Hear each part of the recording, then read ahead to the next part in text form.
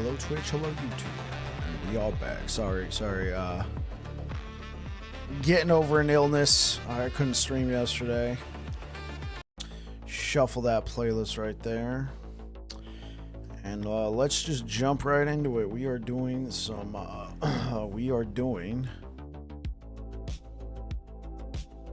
some theory crafts.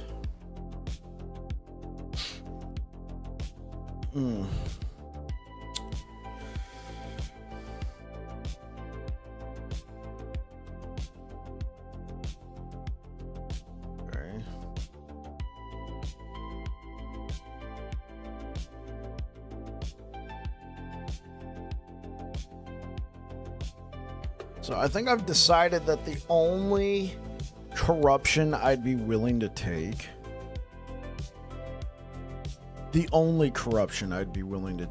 is the amulet. Before I can actually play it and see how well it works. Attunement, dexterity, intelligence, strength, and vitality. Converted to rampancy. I think that's the only, it's the only thing I would do. So it'd be cool if we can get like a tier 7. But honestly, it doesn't matter if you get a tier 7 or a tier 1. So for this build, I don't think +1 to skills is going to do a whole heck of a lot. I mean, it would certainly be nice. We can get us slightly more damage.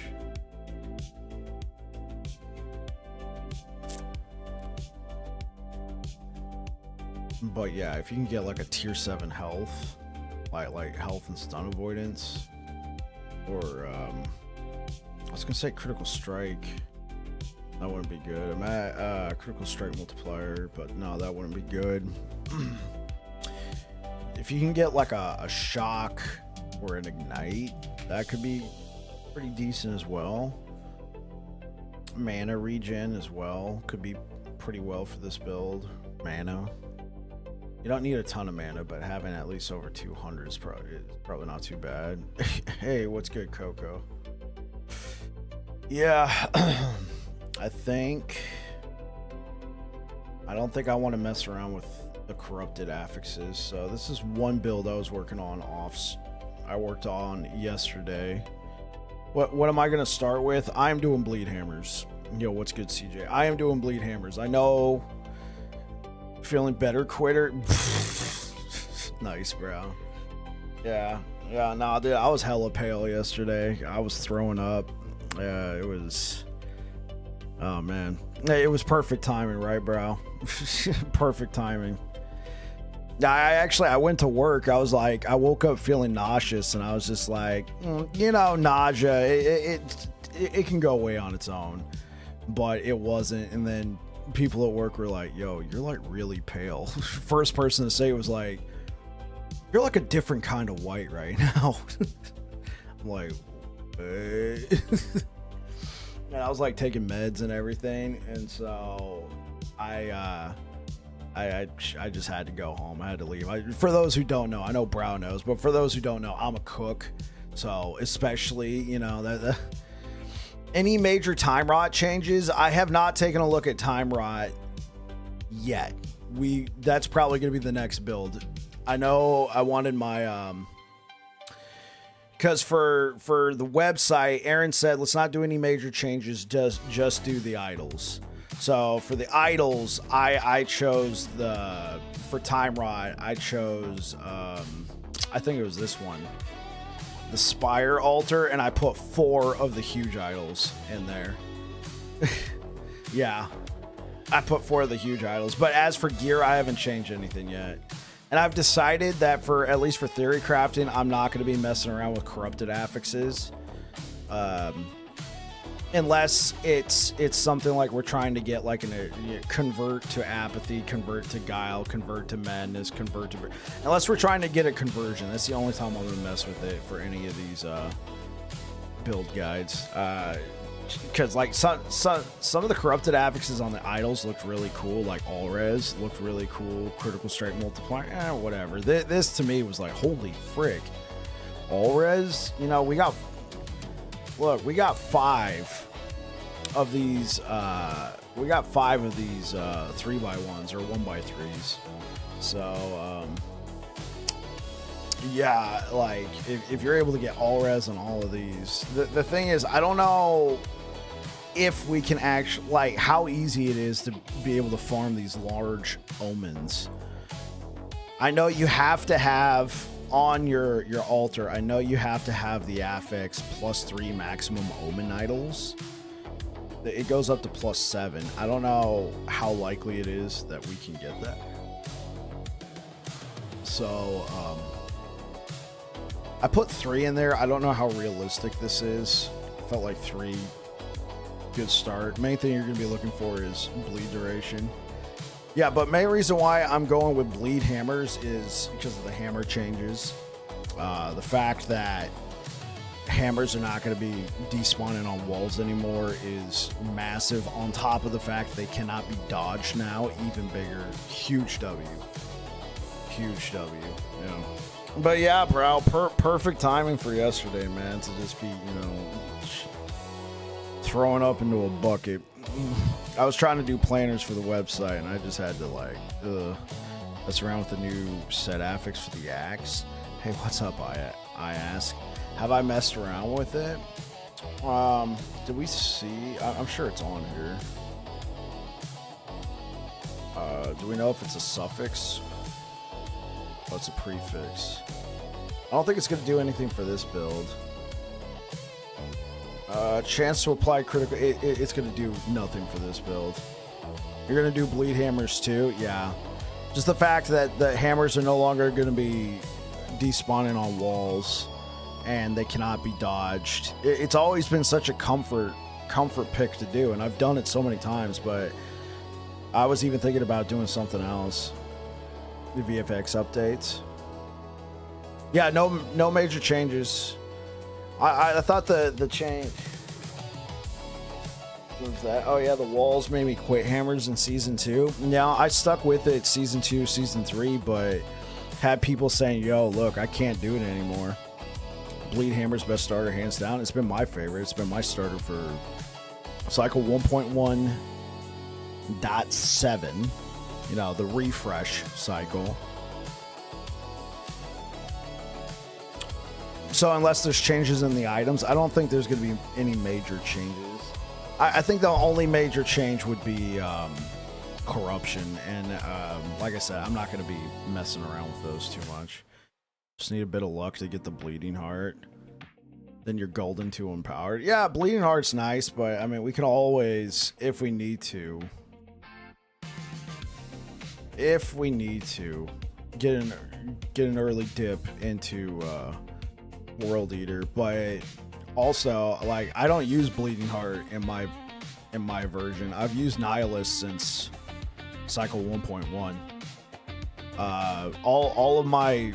All of my leech comes from Valdir's. It's awesome. Like, I've done multiple runs where I've taken bleed hammers from level 1 to 1,000 plus corruption, and at the end, all I'm doing is relying on Valdir's. Yeah, I mean, bleeding heart's great if you get it early. Absolutely, but I've just been a big believer in Valdir's.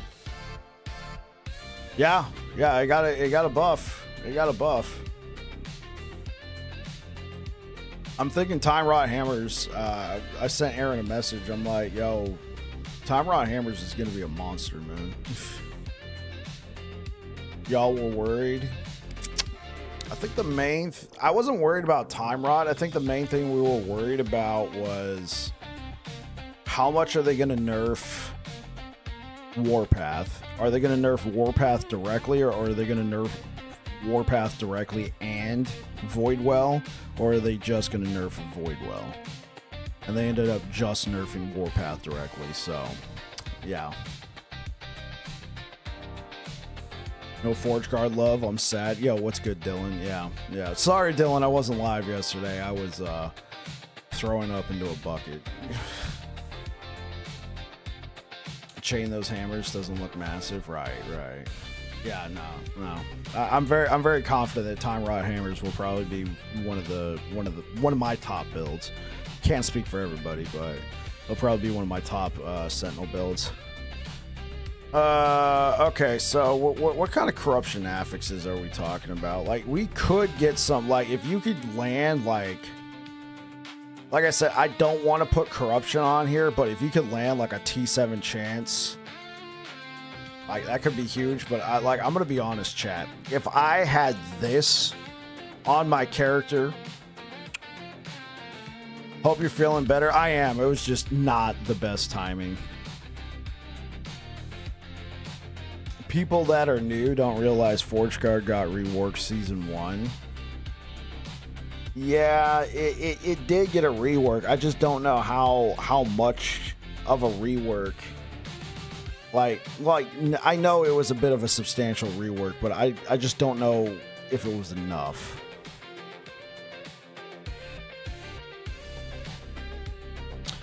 Yeah, but I'm gonna be honest, chat. Like, if I got something like this, I'm not corrupting it. There's no way. I would corrupt it when I was done with the build. Like, okay, let's see what it could have been. Corruption. There is so many affixes here for it to get. There is so many affixes here to get. I am not. If I have this, believe me, chat, I am not corrupting it. So that's why I'm not going to use corruption at all in any of my planners. I could see myself corrupting idols. Yeah, no, it's gonna happen. I think what I would probably corrupt is something like Valdir's or something like Carry On a Creation. I would probably corrupt these items. Well, probably not this. This is kind of annoying to get. I don't know if I'd corrupt Nihilus, but in actual play, I would probably try and corrupt like a Majasa, like a 1 LP Majasa that I've slammed with block chance, right? Because I could probably replace this pretty soon. I could probably replace this. I would probably try and corrupt these items. I'm probably not going to be corrupting stuff like this. I think you'll corrupt your Nihilus a lot. Honestly, man, there's some cool stuff here. The only thing I would corrupt it for would be the conversion or to try and get the +1. I don't know if +1's enough for me to corrupt a well-rolled Nihilus. Yeah, for sure. Yo, what's good? Some weird sins. Yeah. No, like, I would only go for the conversion or the, I want a +1. Like, I suppose some of these stats is cool, but yeah, like, if I have a well-rolled Nihilus, like, I'm talking 10%, 10 to 12% health, 10 to 12% mana, 7 to 8% increased movement speed. I slammed it with a good health roll or whatever else I need. I got +1, +2, good mana regen, near to, like, I'm not corrupting that, man. Like I said, these would probably be the biggest candidates for corruption. Try and get like a T5 all res or something for corruption, but that would be it. I think that would be it. So yeah, this is the Bleed Hammers planner that I think I'm going to be rolling out. I think the only real thing that's a big question mark here is how realistic is this? Are we able to craft on these? It doesn't look like it. And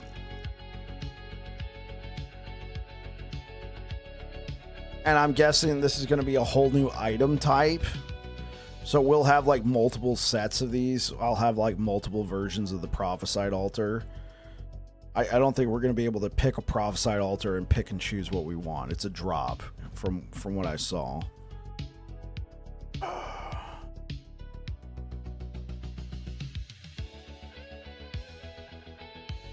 What, the altars are considered corrupted when they drop? Yeah, that's quite possible. I don't see fortune potential. Yeah, it's quite possible. So they'll probably already drop with this. So I don't know how realistic T6 Omen Idols will be on here. So this might not be very realistic at all. I know that the omens drop from the omen idols drop from the boss, so I don't know how realistic it is to get bleed duration block effectiveness on here as well. So this might be a little too aspirational. We could definitely do this, but imagine if we could get 3 of these, right? You get 3 of these, you slot that in, man, that is so much bleed duration, bro. It is juicy as all heck. And then we need 1 adorned idol. All right, so let's move on to the next one. All right, because Brow requested it, let's take a look at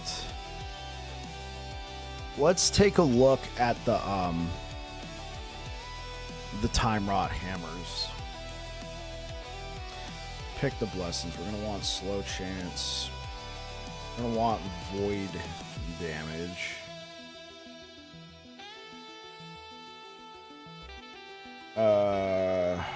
Let's take either armor or endurance. Let's do endurance right now. Block chance. And then health regen. What do you think of the Warpath fix? I thought it was a more elegant solution, let you spin forever without infinite ramp. I think it addresses the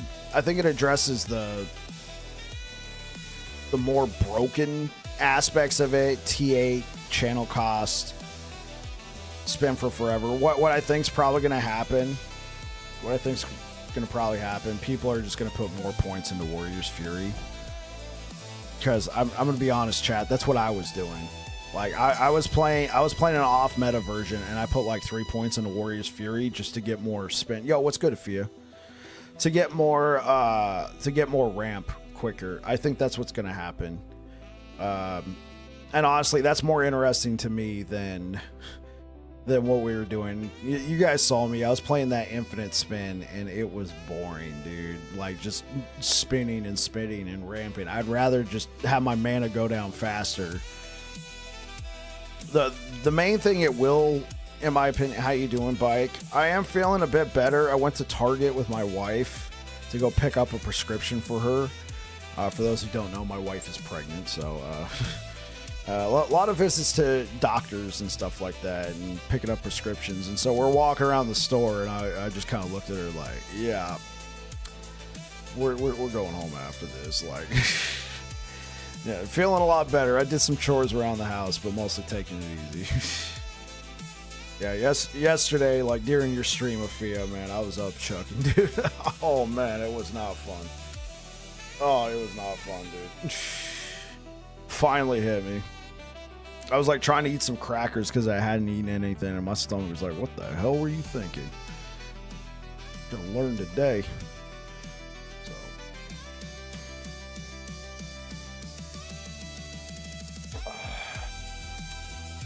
yeah, so I think it's just gonna be more points in Warrior's Fury. I think that's better. But the main thing this does nerf is the ailment builds, but I mean, I figured you dipped when 1 a.m. came around. There was no bike. Yeah, I wasn't streaming. Dude, like as the day wore on, I was starting to like get really kind of feverish and stuff. Yeah. My wife could tell you that I was out of it. I was not looking good.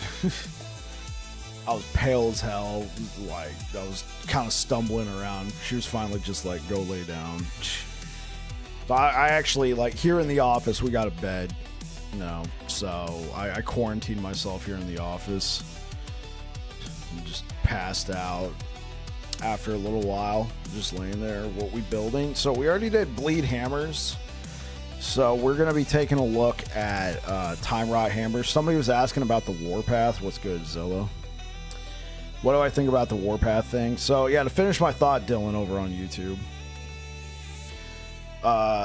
The thing that might get nerfed is the ailment builds where your damage ramp up and everything, and you're trying to apply ailments, but and because you're just doing generic more damage per second and not hit damage, that damage will transfer over onto your ailments. So your bleeds, your ignites, your whatever that you're applying with Warrior's Fury.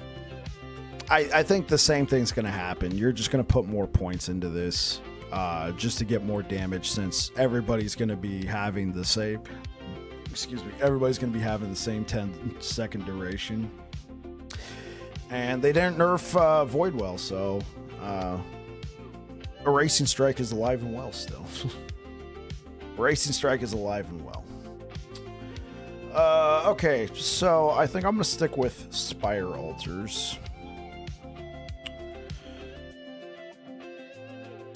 Because here's the thing, we've never been able to have 4 of these guys. Time Rot duration, and then you could choose all sorts of stuff. You could take health, you could take void damage over time, which is what I'm probably going to go for, but you could also take block effectiveness. Like, there's a lot that you can take with these huge idols. I'm going to go for void damage over time. The idea with this build is to try and not get hit that often. Yeah. So I think I'm just gonna, for this one, this is the one I submitted to Aaron for the website.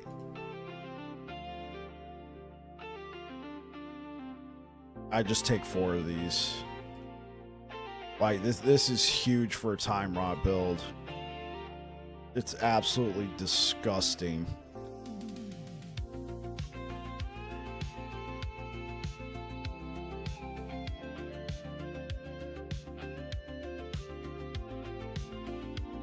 Oh yeah, I should probably be applying these dots, and armor applies to dots. Yeah, sure. We don't really need mana regen, health. Well, no, let's go for movement speed. Movement speed. Oh, dude. Yeah. Dude, look at this. Look at this. This is disgusting, chat.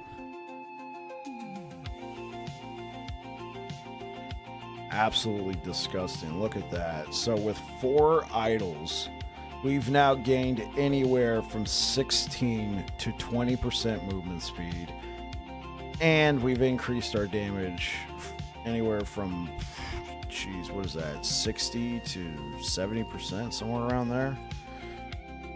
Rogue can get another layer of RNG defenses. Idol sales are going to go burr and MG. Yeah, because I would imagine, like, because I can imagine, like, if you have, like, an okay rolled Time Rot duration, and then your suffix is something you don't need, like shared fire duration, I could see you pulling the trigger on a corrupted affix, trying to get, like, a, like you can go for, like, block chance, block effectiveness, bow damage, melee. Well, you probably don't want melee damage, but, yeah, I could see you pulling the trigger on this if it's not a perfect idol for you.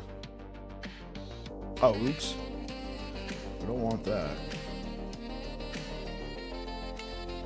Yeah. I would imagine idols are going to be a bit of a meat grinder. Bit of a meat grinder, chat. And then what we're going to do here, we'll save that, but we're only going to have 3 of these idols for defenses. Now, if it comes down to it, we could remove like 2 of these to put in some other defenses. I would probably change the idol layout at that point. I'd probably change it to something like this. I don't know about that.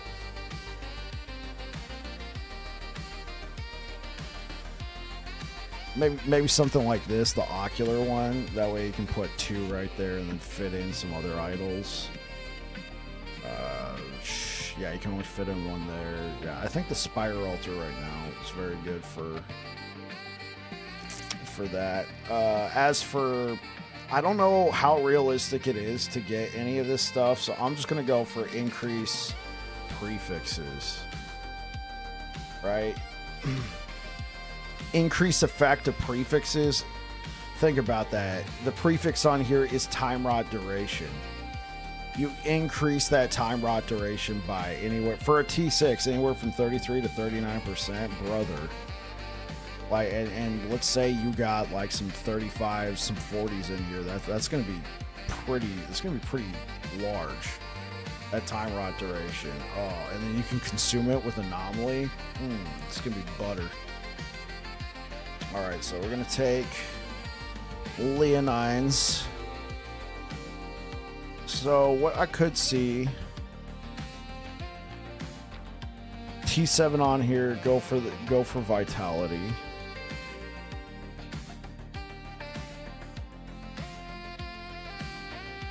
Only gonna be doing one T7 per. And then health. And then seal the last bears.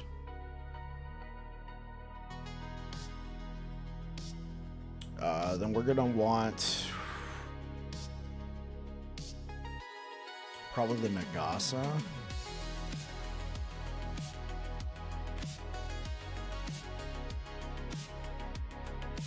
T5 damage over time, and then probably void damage.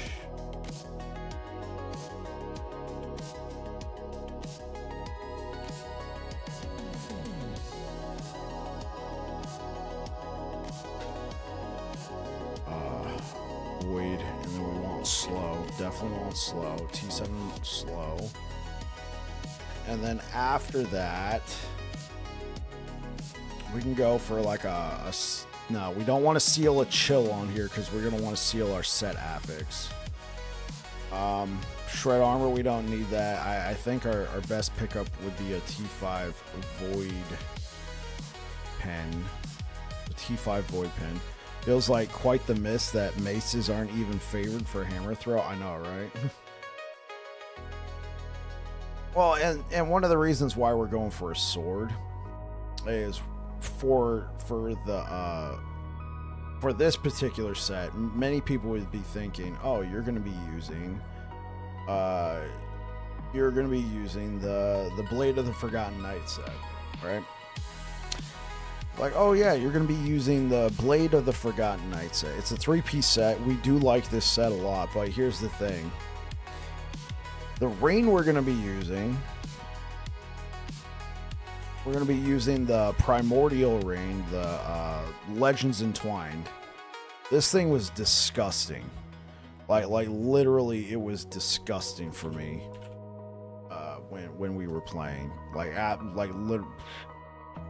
Freaking disgusting. Utterly disgusting. I don't think I can be clear enough. But here's the thing. You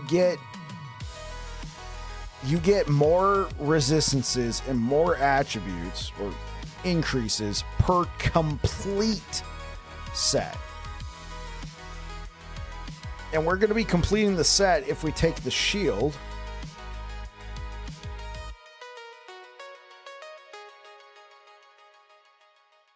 And more +1s. So we're going to be taking the shield. And believe me, I'm going to make this all make sense here, chat. Don't you worry. I like taking the shield. The reason why, because it has chance to apply Time Rot on it, right? When we get chance to apply Time Rot to attackers when hit. Okay, cool, whatever. It also has 21 to 28% chance to apply Time Rot on the shield itself. You could also, if you wanted to, you could also go for a Iron Glass shield. Or, I mean, Carapace is fine, but I would go for an Iron Glass shield. Take this, and then put the set affix on here. I like just taking the Defiance Knight shield because 50% less void damage taken on block. That's nice. And then chance to apply Time Rot right here. Remember, for Time Rot, we gain 2% more damage per chance to apply. So if we have a 28% chance to apply, what is that, 52? Wrong one.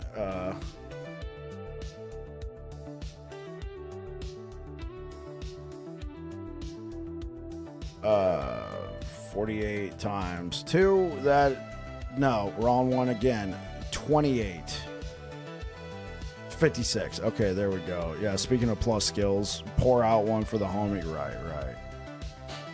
56% more damage with Time Rot right here if you get a 28%. So all you got to do is find one with 25% block chance, because this got buffed. So find one with 25% block chance, 28% block chance, and then 28. Well, it's static. You're getting this block chance. You're going to try and find one with 25% block chance and 28% block chance, and you're set.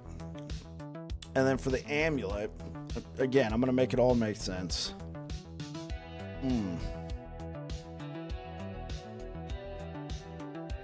Yeah, I don't know how realistic something like this is, because it can only be obtained through corruption.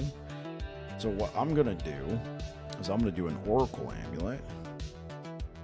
And then what we're going to do is we're going to take a T7 Locket of the Forgotten Knight, because again, we're going to get chance to apply Time Rot on hit. All right, we're going to take that. And then what else are we going to throw on here? Probably Void Pin. I think Void Pin would be pretty nice. Health. And probably health again, but we could also free up this health slot for a resistance. Okay, so I went on this whole song and dance about explaining why we're not putting the Forgotten Knight set. If we take the shield and we take the locket, bam, we get a complete set with the ring. The ring is like Royal Ring of Grandeur. So what we're going to do, instead of taking what is arguably a nice suffix, we're going to take the Shard of the Shattered Lance set. Why? Shard of the Shattered Lance set is a 2-piece set. Bam. With this, we just got another set. You guys follow? We just got another set. So then for the chest piece, we're going to take Champion Regalia. We take Void. Yeah. And then we're going to take Vitality.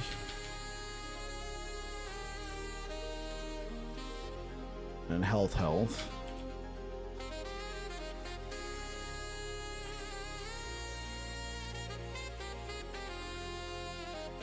Oh, okay. This is for the B set. Health regen. We'll take one set of the Last Bears. Okay, so with this and this, we now have another complete set. So with just this ring and these items, we have 3 complete sets. Now for this ring, I mean, this is cool. Okay, so for rings, what should we take here? Probably Ivory Ring. Or we could take a gold ring. Gold ring's nice. Let's take a gold ring.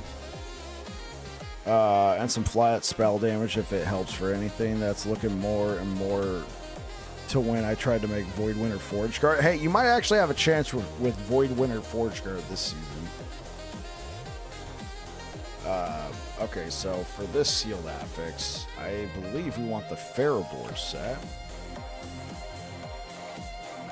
Over here,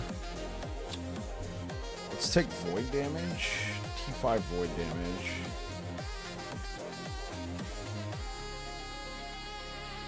Damage over time, that we're laying heavy damage, and then take a T7 health. And then, I mean, for right now, let's take health, but we'll probably put a resistance on there. It killed normal Aberoth. Hey, there you go. As for the belt, okay, one of my favorite belts is Spider Silk. You know me, half the time I don't know what I'm doing. Yeah. Let's take a Spider Silk belt. Let's take Void.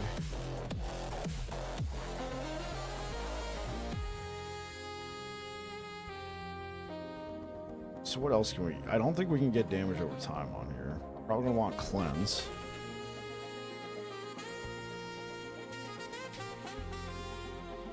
Take a T7. Yeah, take that. And for the sealed affix,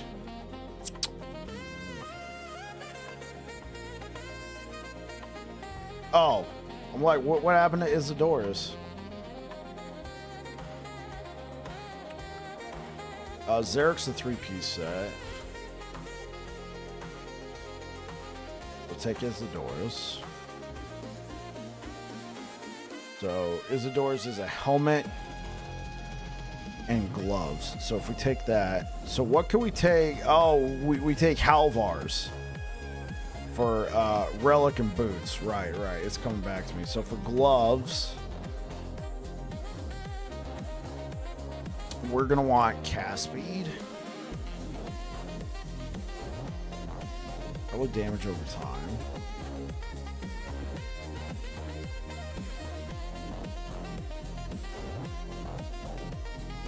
Block chance could be interesting. But honestly, if I had the choice, I would take double health. If I had the choice, I would take double health. And bam. Isidora's. So the Isidora's set is complete. And then we move on to the boots. We're going to take Citadels here. Take movement. Vitality. And probably health.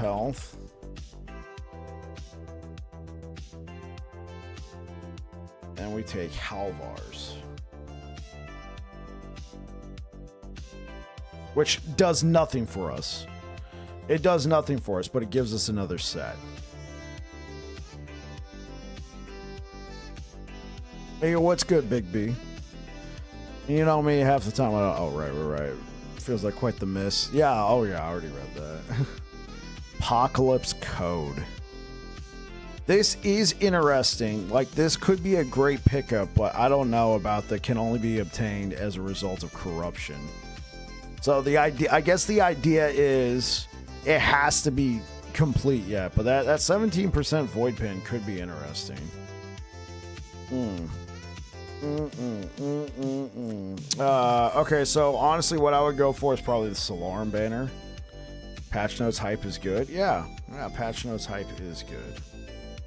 Let's take void. Yeah, we're gonna take void damage. Can we take damage over time? Yeah.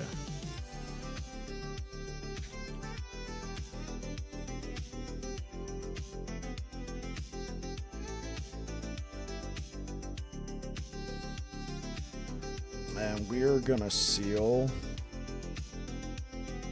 Halvar's.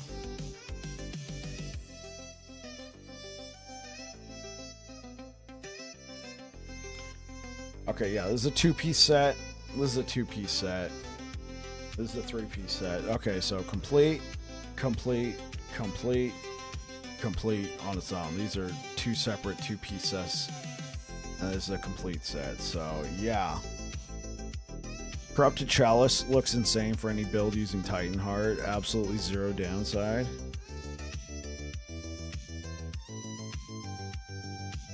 Time Glass Chalice. Yeah, reduce health regen. You don't care about that. Depends on your mana situation. Depends on your mana situation, but yeah. Like if you need a lot of mana. But if you're playing something like a Rive build or maybe a Warpath build, it's going to depend on how much you need that mana regen. But yeah, health regen, it's whatever. It's like when you take Bleeding Heart and Titan Heart. You don't care. They cancel each other out, right? Okay.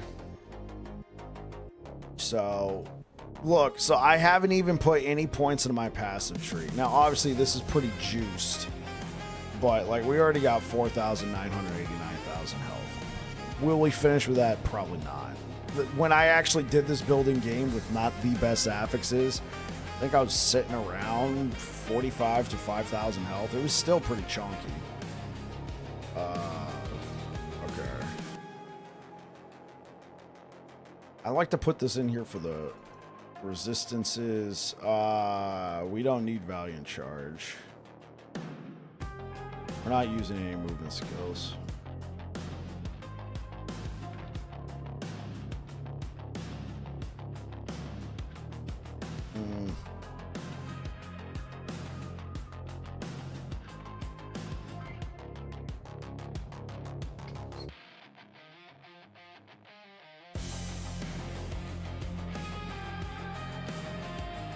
I guess just for the health, we're not using any movement skills.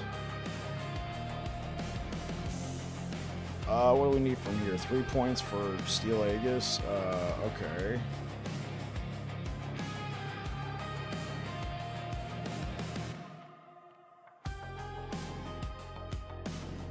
Seven points. Bam. We got what we're looking for. Okay.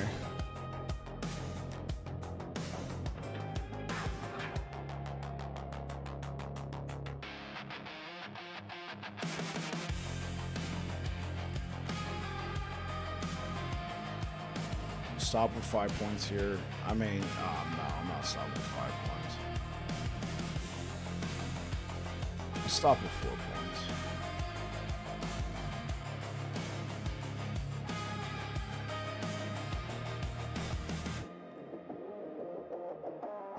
Okay. So I got 5 points left. Oh, dumbass. What? How do I have 5 points left? Yeah, let's do a Time Rod build and not take Rock Grip.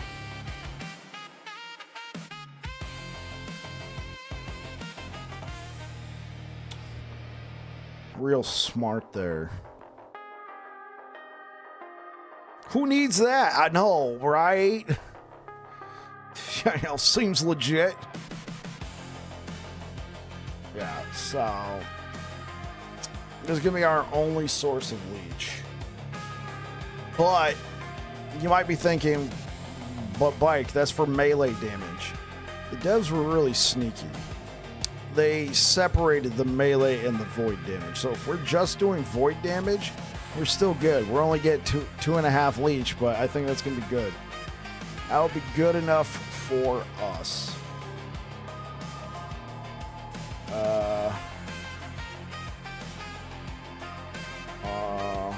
Okay. So how are we looking for resistances? Okay, so what I will probably do, instead of this health and health regen, probably put physical.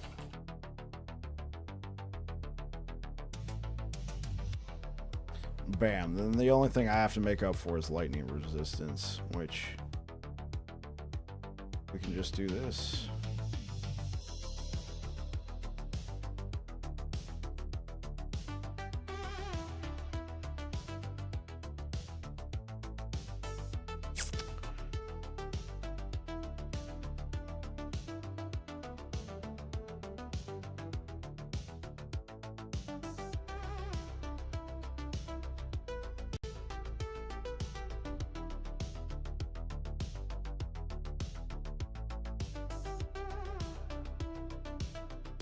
Oh no, we don't want lightning pin on armor.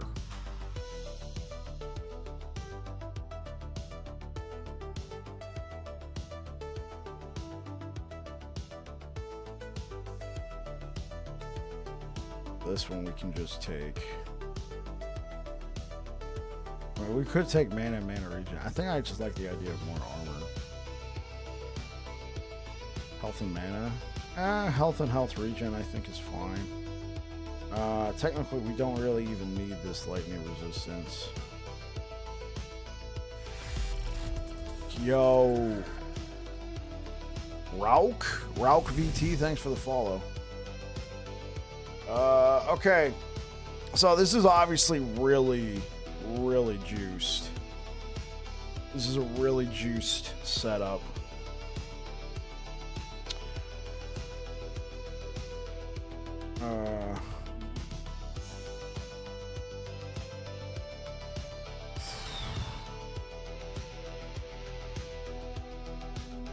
Ooh, let's go to skills.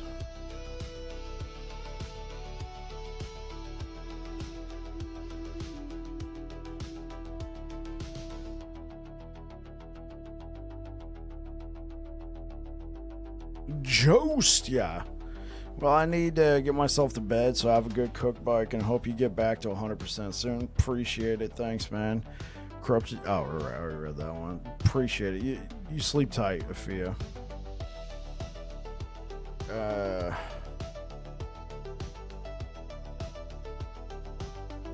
All right. So, plus 26 to all skills.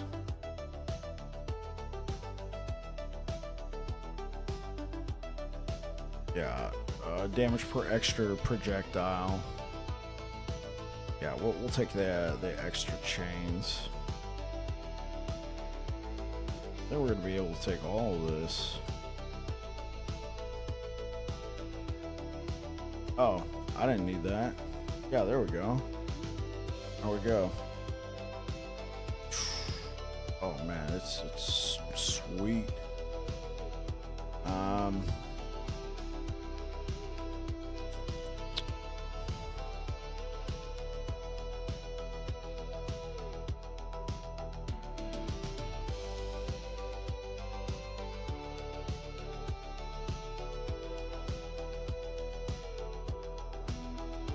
Convert it to void. There's no real point in taking the ignite, so we'll put it right there. Yeah.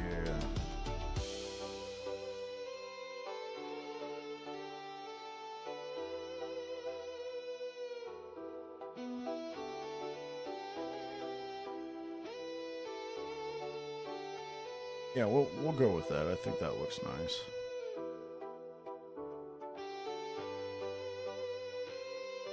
A lot of good area.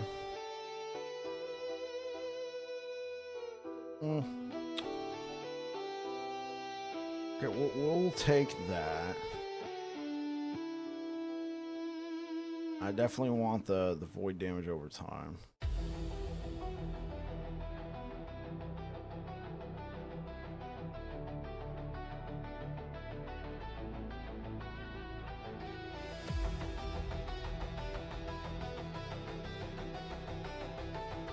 I don't really think we're gonna have to be worrying about too much mana with this build. Just so we can get some void essence.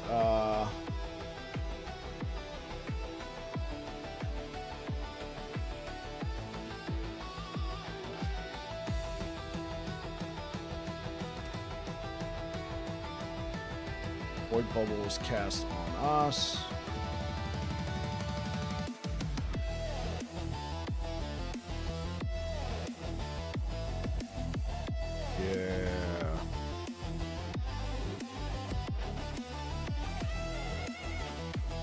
Yeah, 3 points should be fine.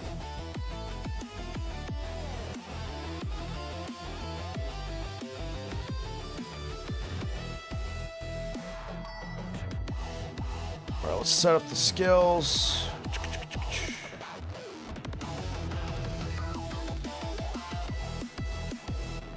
No, actually,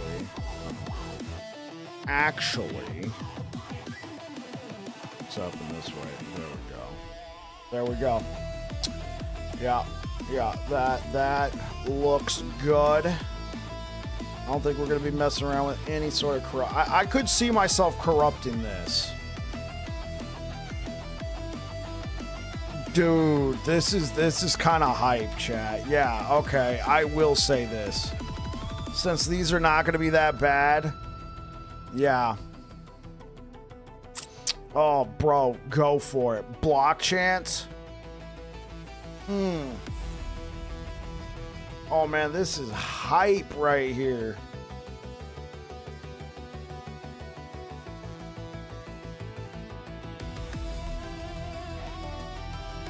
Oh, we have reduced block. Yeah, but not being stunned. Oh. Chance to apply mark for death. Holy smokes.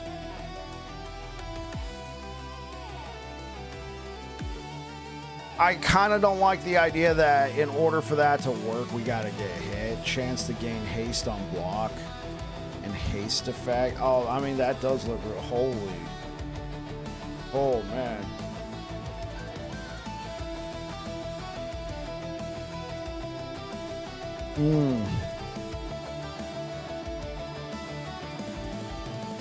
Oh, this is hype. I think for this, I would take the block chance. Because let's see. Yeah, we would have, if you get this, we would have 100% block chance. Not the best block effectiveness. Okay, you know what we could go for? This would be hype. All right, a little less damage. A little less damage, but if we got 100% block chance...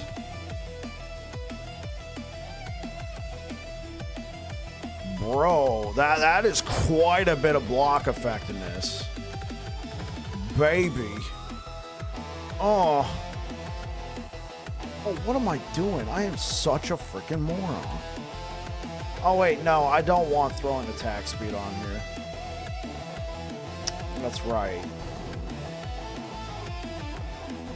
I mean, what's my throwing attack speed right now? I mean, I want some throwing attack speed, but... No, it'd probably be better... Wait, what's this gonna cost? It has a base cost of 3, then we add 4, then we minus it by 6, so... Went up to 7, minus by 6. Minus that, minus 5. Okay, yeah, we don't need minus. Okay.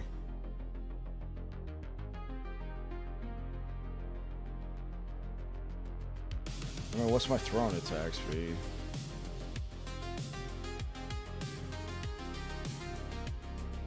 Am I just missing it? Oh, attack speed. Here we go. So, right. Okay, so with this setup, I would have a perfect 57, 57, 57. I guess it wouldn't matter if I threw some throwing attack speed on here.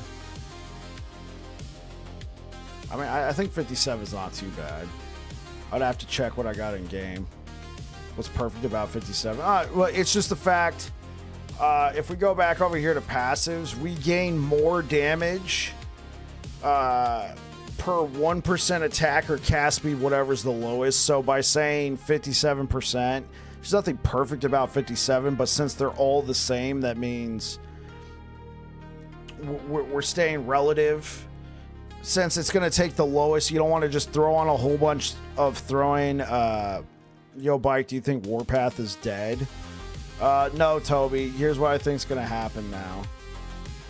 The version of Warpath that I played earlier in the season was just fine. Here's what people are going to do. They're going to take Warpath, and instead of putting 1 point into Warpath and trying to spin forever, they're going to put like 2 or 3 points to try and maximize that amount of damage in 10 seconds.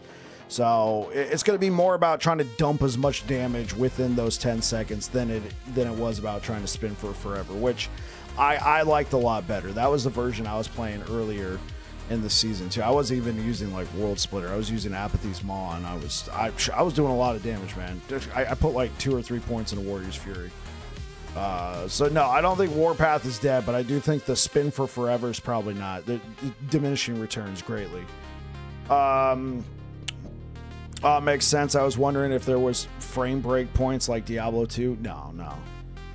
Thanks for the insight. Yeah, no problem, Toby. We'll see if I'm correct, but if it's anything like the build I played early in the season, I don't think I ever spun for more than 10 seconds, and I was doing a lot of damage. I didn't kill Uber Aberoth. So, I mean, if that's important to you, then I didn't kill him with any build I did this season because I honestly just don't like the fight. Like, I'm going to be perfectly honest. I just don't like the fight. If that becomes very important to people, maybe I'll try and put some more effort into it. Yeah. I don't think there's any hidden break points here. Yeah, so we want to, like, we could keep it even. It's just going to take whatever's the lowest, right?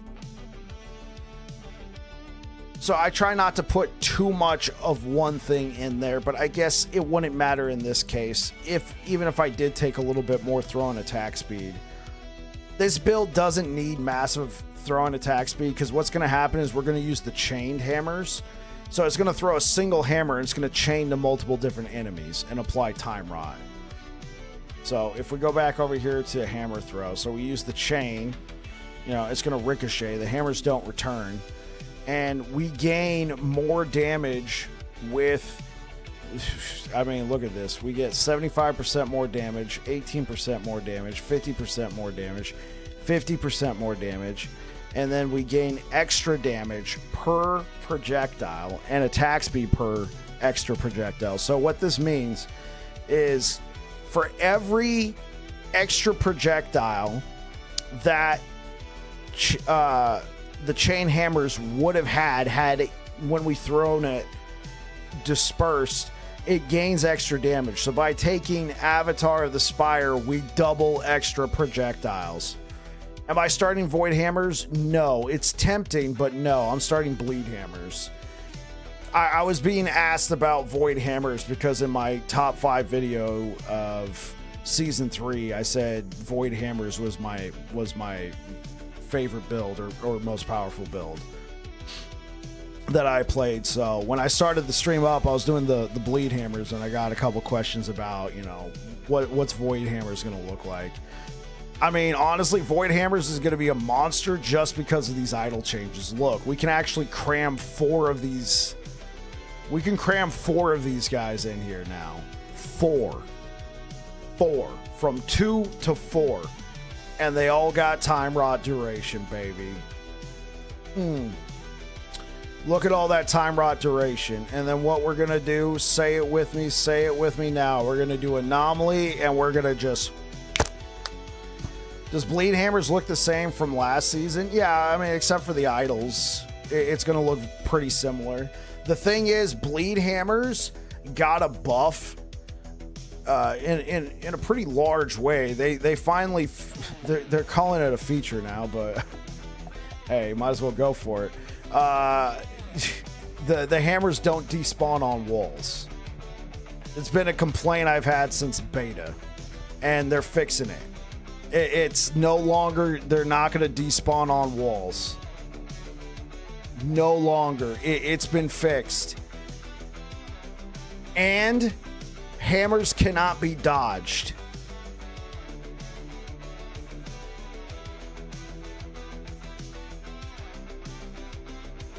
I mean, that's pretty massive. You're no longer losing DPS to the freaking walls, and then on top of it, your hammers cannot be dodged. So who cares if you get the, you know, the dodge affix or whatever? Your main no dodge, was that a thing? Why no dodge? Your hammers can't be dodged. You know how there's an affix that enemies gain a dodge chance? Now your hammers can't be dodged. Your hammers are gonna just pile into people, into monsters, and they can't be dodged. So you're gonna have full damage up constantly. You're not going to be losing damage to the walls. You're not going to be losing damage because they were, you know, acrobatic and stuff like that. You're just going to be doing full damage all the time as long as you have hammers up. It's massive. And like, I push Bleed Hammers to 1,000 corruption. Dodge a wrench, but not a hammer. That's right. Yeah. Hold up, guys. Let me go ahead and save this one.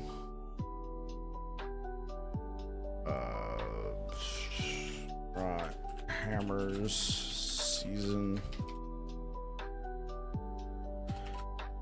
or cook. Add. Yeah, I'm liking that one. I'm liking that one quite a bit. All right, let's move on to Warpath.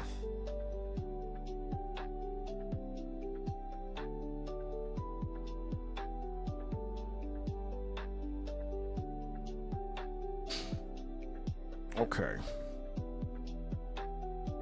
Void Knight doing the Warpath. Okay, so for Warpath, I know I did Apathy's Maw earlier in the season. I think we're gonna go ahead and give World Splitter a whirl this season. I'm torn between Erasing Strike and Warpath. Yo, Erasing Strike was really good this season, but the one caveat I keep adding is, you know, I did have quite a bit of nice gear. I had 2 LP World Splitter, that type of thing. Okay, we can go for melee void damage. Or we can go for melee critical strike. Let's go for melee void. Like, you like using smite on Time Rot? Smite's okay. I mean, it's definitely going to do a lot of damage with it, and you get the increased attack speed, and you can proc it with the idols. When I was playing it here in season 3, I found myself, like, I think I even started using smite, and I just preferred using the sigils. Sigils, and then the abyssal echoes, right? The Abyssal Echoes gives a nice... You can get this Time Rot buff, and then this attack and cast speed buff. Well, it's an attack speed buff. But we should probably try... Going back to that, but we should probably try and get our attack and cast speed up. Get our cast speed up. Okay, yeah. Going back to the axe. We will use World Splitter for this one.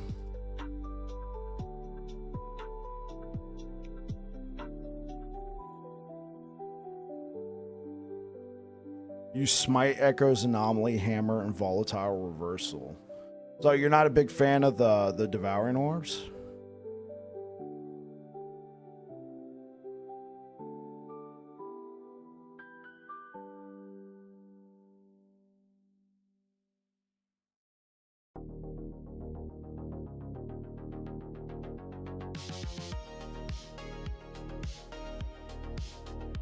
You don't need to be that close for anything?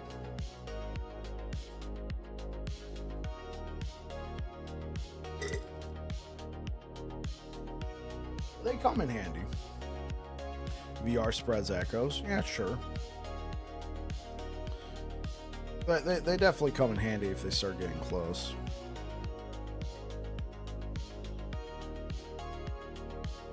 Okay, so for World Splitter... Bit low.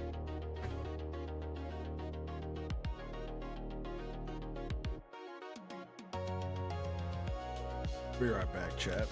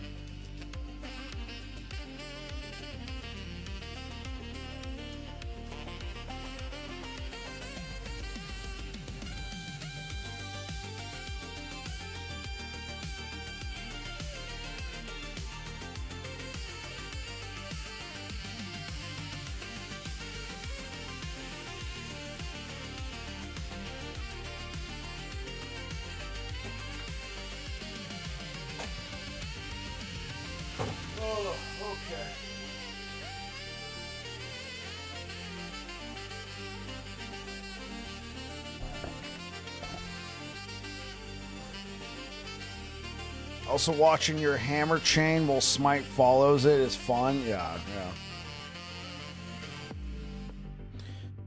yeah.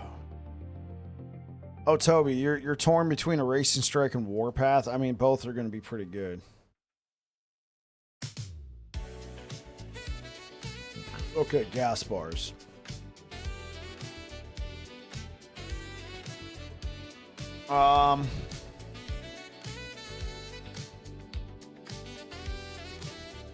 We could, but what's going to happen is we're going to give up the last Bears set.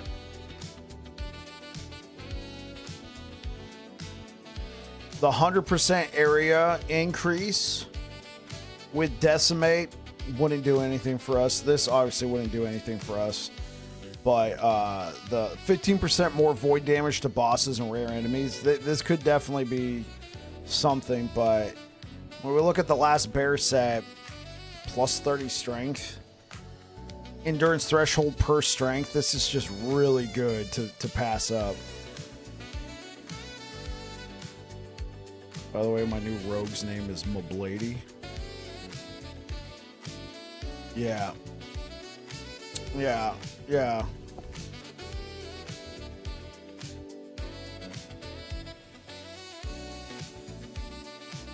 Okay, yeah, so let's go with World Splitter.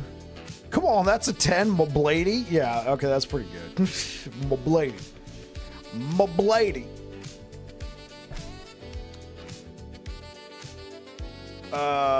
Okay, what kind of gloves? Okay, so for...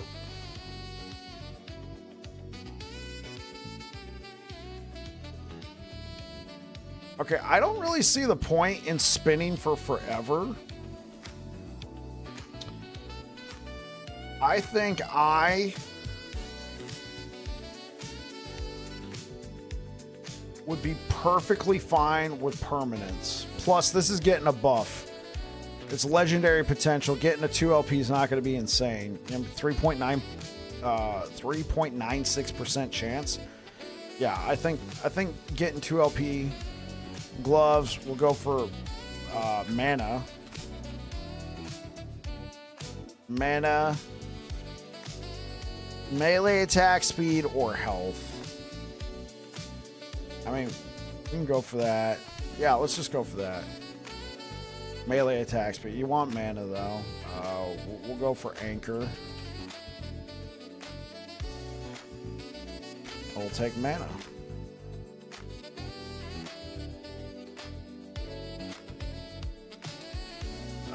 Nihilus.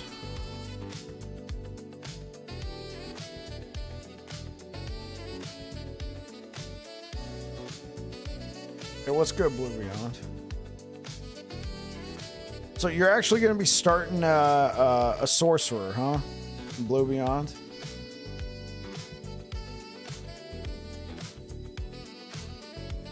For the helmet.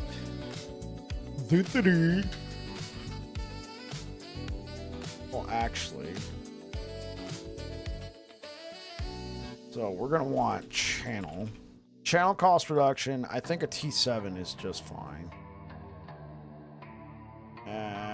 Take a flat T5 mana.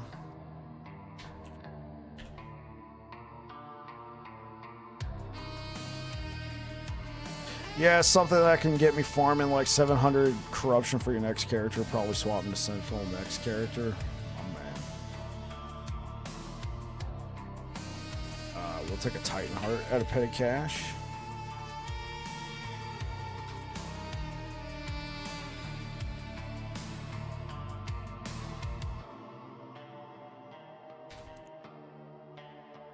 If we can fit it in there, a little bit more mana, right. Looking good. What kind of rings? Probably want crab ring. Like me some crab. Let's go for crit.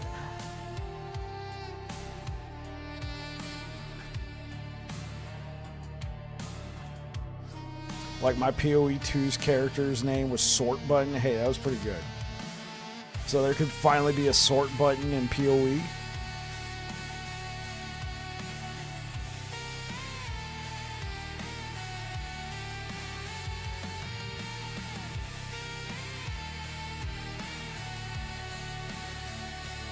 Okay, we can go for void damage. We could also just go for,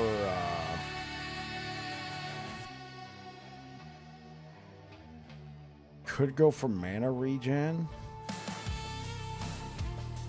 Honestly, let's go for mana regen here. I think it's interesting. Imprints are getting weaker, but no numbers provided. Right. We didn't know what the starting numbers were. Are LP Red Rings going to be too rare with the imprint changes? Quite possibly. I mean, the biggest problem before was finding your first red ring, and then you would imprint it, and then lo and behold, you'd start ending up with a couple more. Last season, I guess currently this season, I had like 3 or 4 LP1 red rings. We shall see. If I can get 2, I think that'd be a W, because I'm going to do the same thing. I'm slam them with T6 strength. I think that cough might still be okay to get 2 if you really want it. Yeah, sure.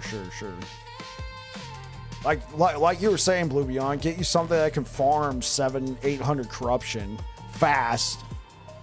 Take the proper blessings and the prophecies, go to town. So I think what they said, like, I don't think it's being implemented, but I think they did say that they're going to be considering an item drop increase across the board, if I'm not correct. If I'm not incorrect, for those who weren't aware, I got sent home sick yesterday. I was pale and nauseous, and then I got home and started throwing up. So I actually got to catch a dev stream. It was the first time I caught a full, I'm feeling a bit better. I was able to catch a full dev stream. I was just like, and I think they said they were considering an item drop increase in response to the imprints. Which, why did you cut the imprints then? I think the imprints may be a little too hefty of a cut. I think they should have done a 25 to 30% cut and then go from there. The reduction in, you get like a double T7 from a Nemesis, then you take that and put it into your imprints. I can get that. I thought that was fine, because all you need to do then is find your first double, triple T7, and then you just put it in there, and then you're just printing those. Yeah, 50% cut was a bit hefty. Well, let's see. It might be nothing. We get in there, we start playing, we're like, oh, this is not bad at all.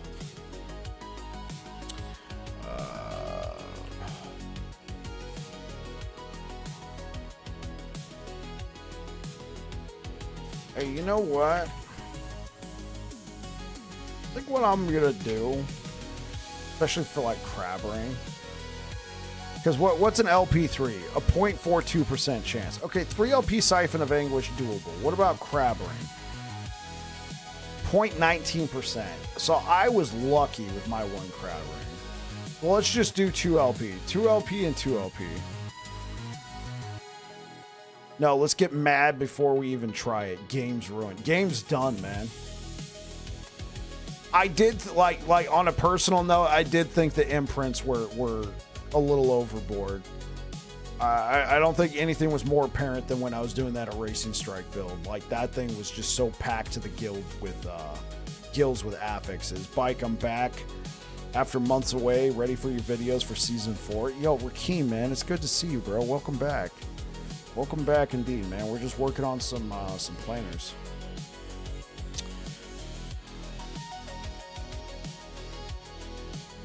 I know what we want here. We're going to want Shattered Chains. Now, this Shattered Chains nerf, man, that one's going to cut deep for non-Sentinel builds or even non-Void Knight builds. This is going to cut deep for sure. Yeah, this is gonna cut deep. More Void melee. Yeah. Oh, you didn't see that, Blue Beyond? Yeah.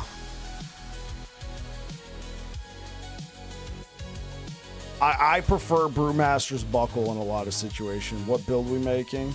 That's so sad, man. The thing is, it doesn't really address the fact that for melee builds, are, you know, I mean, I guess it does address the fact that for Shatter Chains in particular, I mean, honestly, this should have been a change that had been in place in beta, but because they made it melee damage and not void melee, and it's been in the game this long, yeah. This thematically does make sense, but for so long, it was just more melee damage. What are your thoughts on the Shadow Rogue thing? I got to watch your videos again to catch up. Shadow Rogue looks cool. I don't know much about Rogue. Even reading it, I'm like, people who play Rogue. There's just such a little void outside of VK. Right. Yo, so Tism, we're working on a Warpath build right now. We already did, I'm kind of updating my planner, so to speak. So we already did Bleed Hammers, VK. We did Bleed Hammers, Time Rot Hammers. Now we're doing Warpath. Still not enough defense layers for me to want to play Rogue. I got you somewhere, Sins. I just want the strongest DPS build, so whatever you say, that's what you're going to follow. Dude, Rogue is going to be impossible to kill. I got a dip. Wanted to catch your stream, though. Yo, Blue Beyond, thanks for being here, man. You take care. Okay, Brow's saying Rogue's going to be impossible to kill. It's interesting. I don't know enough about Rogue. I can only comment, like, that's cool, or yeah.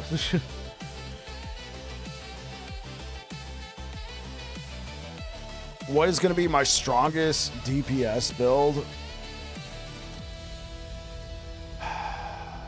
I mean, I think Time Rot Hammers is probably going to be an absolute monster this season. It was pretty strong last season. I was doing 1300 corruption. It might, yeah, dude. I was doing 1300 corruption near the end of the season, and my gear was not the best. It was pretty strong. It did a lot of damage. It did a lot of damage, and it was tanky as hell. Time Rot Hammers, no. Erasing Strike I did near the end of the season as well, and that one did pretty well. I mean, I'm probably leaning Time Rot Hammers. If you had to strap me to a chair, hold a gun to my head right now, and say answer truthfully, what do you think is going to be your highest damaging Sentinel build? I'd probably have to tell you Time Rot Hammers is going to be the most well-rounded. In my humble opinion. As of this moment, I think it's going to be a monster. The fact that you could take this altar right here and then put in four of these huge idols and then take 4 Time Rot duration affixes, right? The fact that you can take 4 Time Rot duration affixes, and then you can go into Anomaly right here and then instantly apply all your Time Rot and then zap it immediately. Will I cook a Smite Fisher build? That'll be the next build. Yeah, that'll be the next build. Yeah, I did a Smite Fisher build last season. I did a Smite Fisher build last season. Well, why am I saying last season? It's probably still Warpath. Warpath's gonna still be very strong. Warpath is still gonna be very strong. That's actually the build we're working on right now. And like I admitted in my top 5 video that I did, of the builds I had played. I wanted everybody to be aware these were builds that I had played. I found that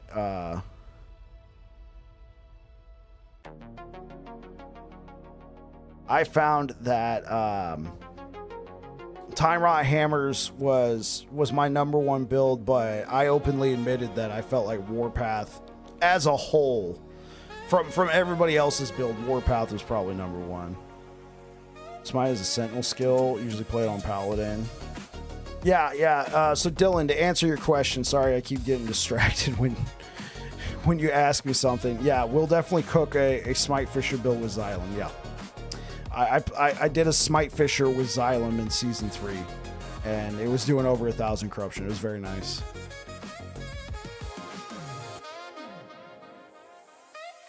Oh, you're talking about the set items, bro. Oh, yeah, the set items could be quite good.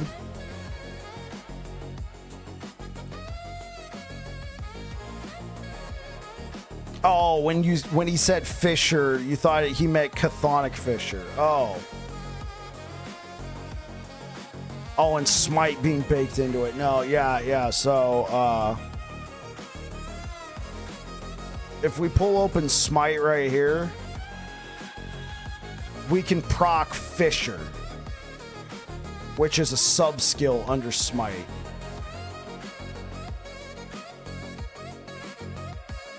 Where is POB? It's our build now. Path of Building?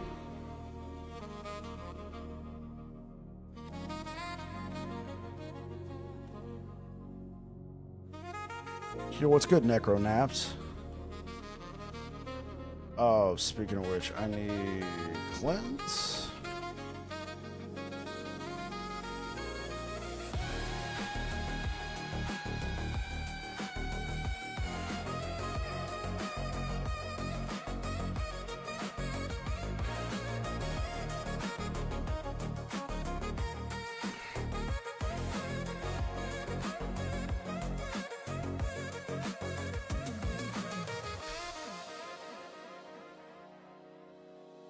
Yeah, Army of Skin got nerfed. Honestly, while this sucks, while the increased melee attack speed sucks, losing that, we still got the increased more damage to melee damage to high health enemies.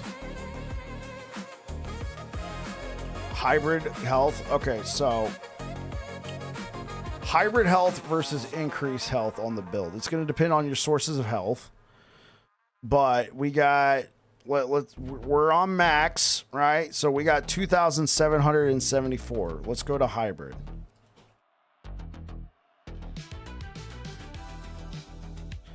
$2,775. We got one more HP. Why do I recommend percent health over hybrid health? Hybrid health, you got to get 2 affixes just right at max, or you got to get 1. It's a lot easier. Flay boots got nerfed. Yeah, they got nerfed. More specifically, the melee attack speed got nerfed, but the more melee damage to high health enemies was untouched. I'll take it. I'll take it. Thanks.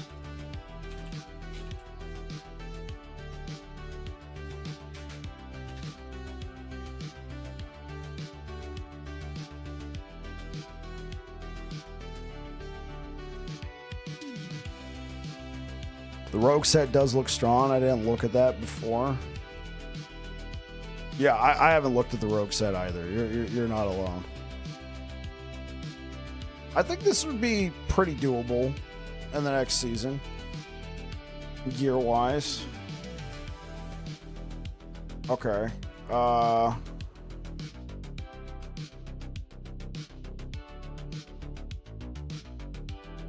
well, I want to get to there.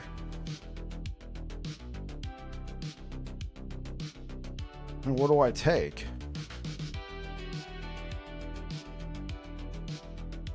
I'm not going to be using Time and Faith. I'm not going to be using that.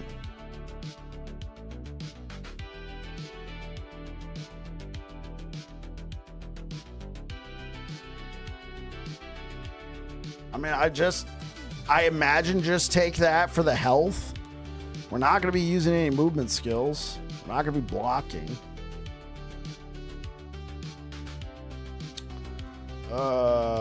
We want nothing here. We don't need that. So what we could do, I mean, we could take this for the health, but we are using Anchor. 8. Yeah, there we go. Bam. Done deal. Okay.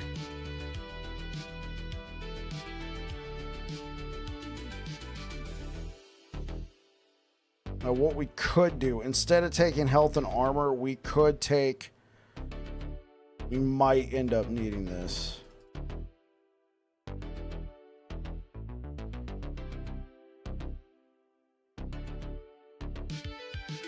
already know I'm going to want all 10 points here.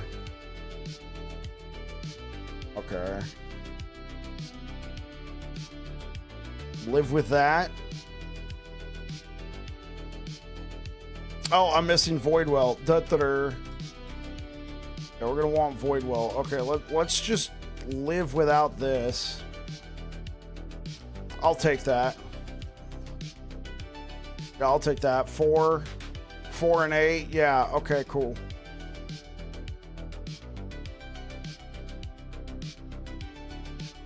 All right, let's look.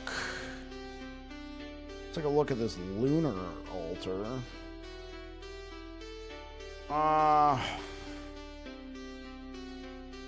Schnikey.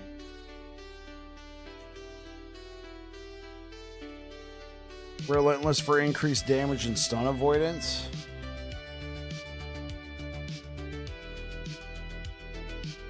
Yeah, might as well. Better than taking points here. I mean, it's health, but...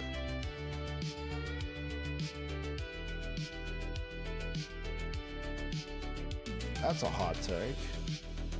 I'll take it. Yeah, we'll take Relentless.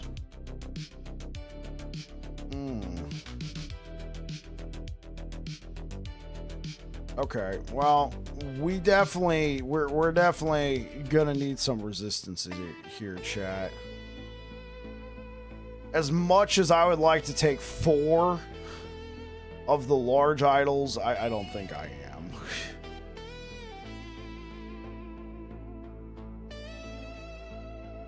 If you go into Guile, it'll get crazy. Shadow Ring gets major mana cost reduction and mana attack speed while within Smoke Bomb. Amazing. I think we're gonna be boring here.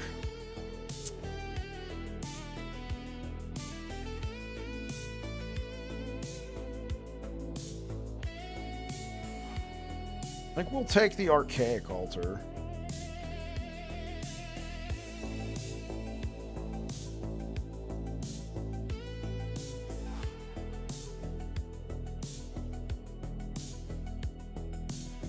Yeah, okay, cool. We'll take a Grand Omen.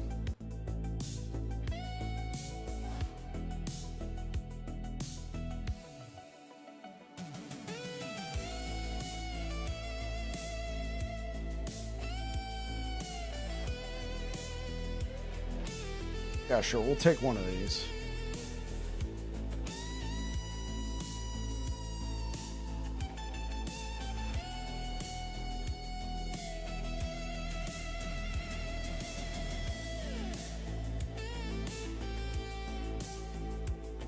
I say we are going to take Armor Shred.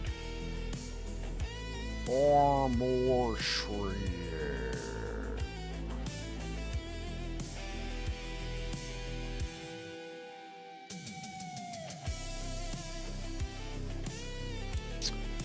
Can we take the moving speed on this one? Yeah. We want that. We want that. Let's freaking go. Okay, cool. Now.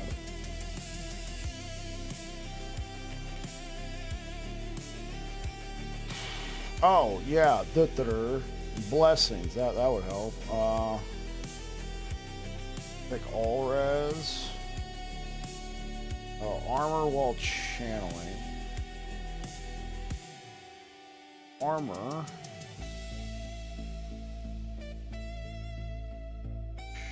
Take critical strike multiplier. Mana. We definitely want mana. Okay, cool. All right, so what? How are we looking? Chat? Necrotic and poison and physical. That's at the max. That's on max though.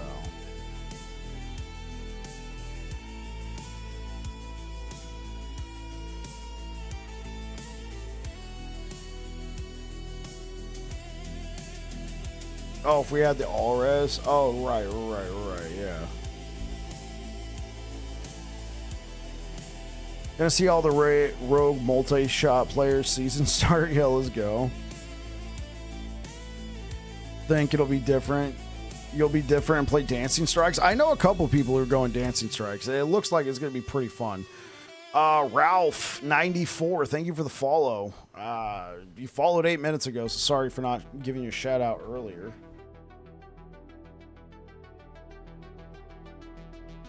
Yeah, so unfortunately, since we're trying to stack so much mana,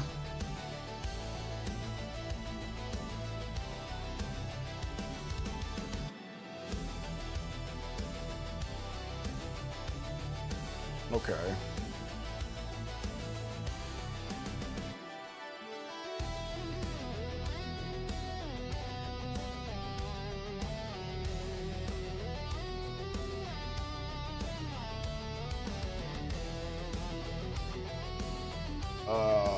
Physical.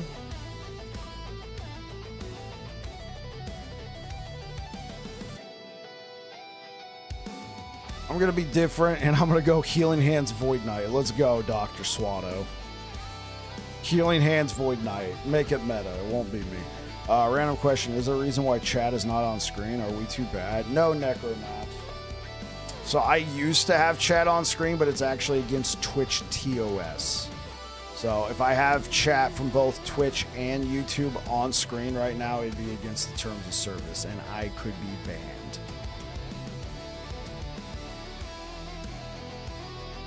Didn't they update that TOS? Not that I'm aware of.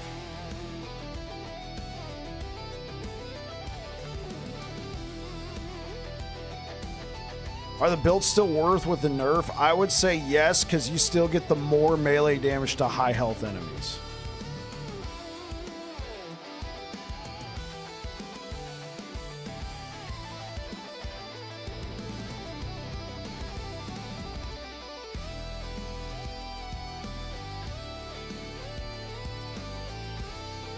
Doesn't Aaron have both? I know Aaron has Twitch.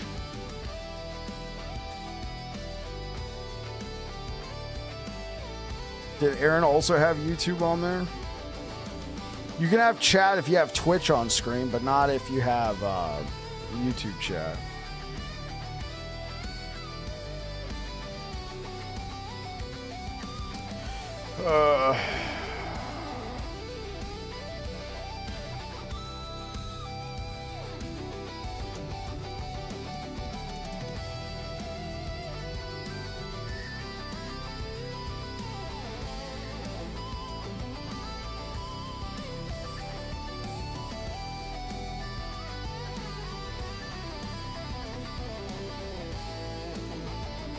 Yeah, it's a bug, Dr. Swatto.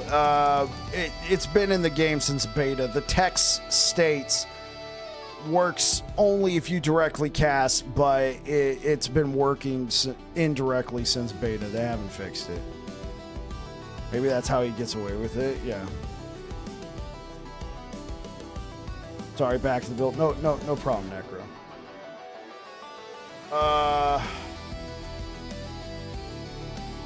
I mean, we could go for one of these.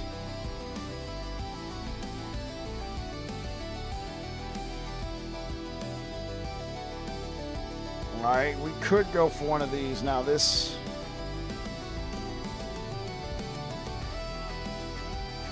might be a little... out there. It might be a little bit out there, but...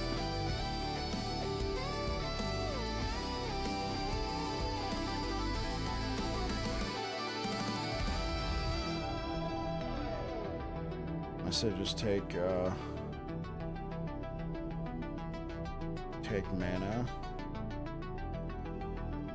So about yo, what's good, Jesse?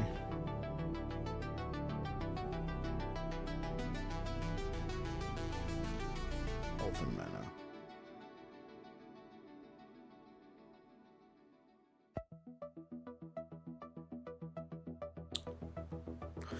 Now, I did think of something. I think I'm gonna go back and I'm gonna take the hold up. So going back to the passive tree, I think I do want to take Valiant Charge.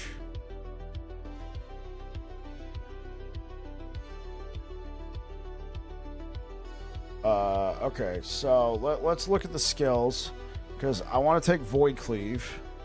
I don't think I'm going to take Abyssal Echoes, because I don't think I'm going to be spinning that long to proc it that often, if that makes sense. I'm going to take that, Anomaly. Yeah. So the idea here with this build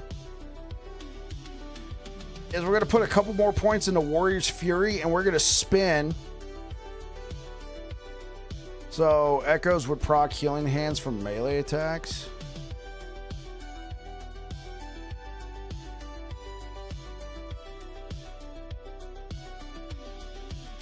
Oh, okay. So does someone know if Echoes are counted as direct casts?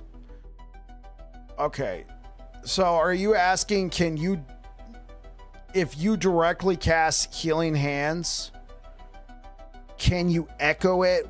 When you're talking about Echoes, I thought you were talking about Abyssal Echoes. You're talking about Void Knight Echoes. So if you directly cast Healing Hands, can your Echoes cast it? So here's what I do know, because I tested it back in Cycle 1 at the launch of the game. So Cycle 1, right? Launch of the game. Whenever I would be doing like a Rive Healing Hands, and the Echoes would echo Rive. Right, so they can echo Healing Hands directly, but if you got it like on Cleric's Hammer, they won't echo that. Unless they change something. I haven't played like a Rive Healing Hands build in a while. Okay, so the idea with this build...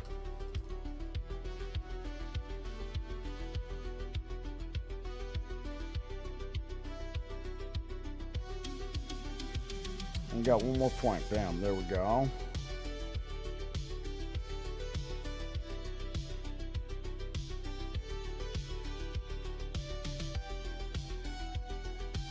And we got one more point. Let's put it there.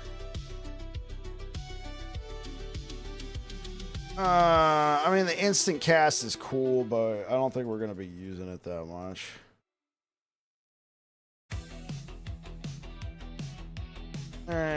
We might need the critical strike chance from Anomaly. So let's go ahead and take that right now.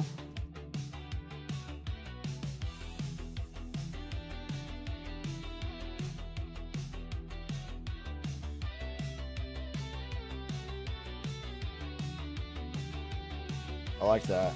Bam, there we go. Yo, October Festy, thank you for the follow. I love that you guys do this. Really cool, but I appreciate it. Yeah. Yeah, so I think this is probably a bit too aspirational.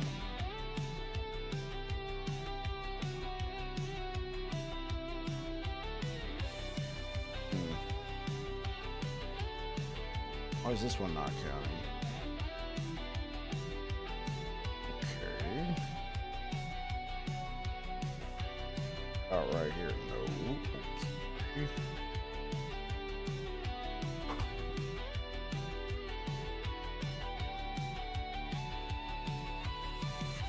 Two aspirationals called delusional. I think it's just the all right.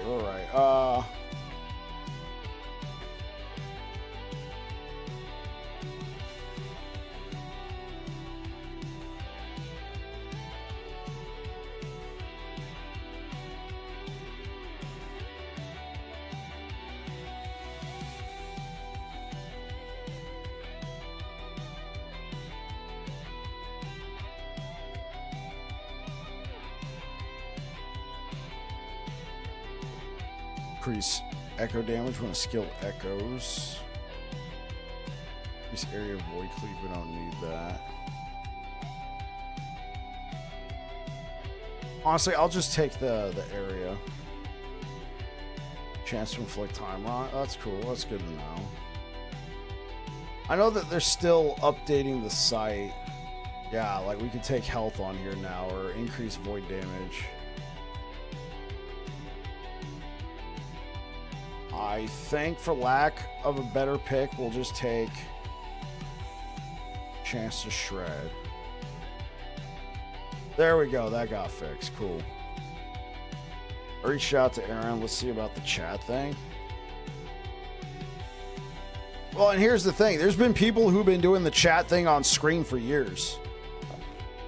Like no issue. And then I saw one guy make a video saying, hey guys, I got banned on Twitch. It wasn't a perma ban, but it was like he got banned for one day. And he's like, hey guys, so apparently this is in Twitch terms of service, just as a heads up to all you live streamers out there. And so I was already not liking the idea of chat on screen, and the reason why is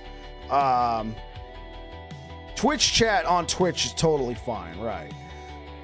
The main reason why what's good, Motor Adrian, I was not liking the chat on screen is because if some chucklehead came in here and was posting some not so great things, it's now part of the broadcast, right?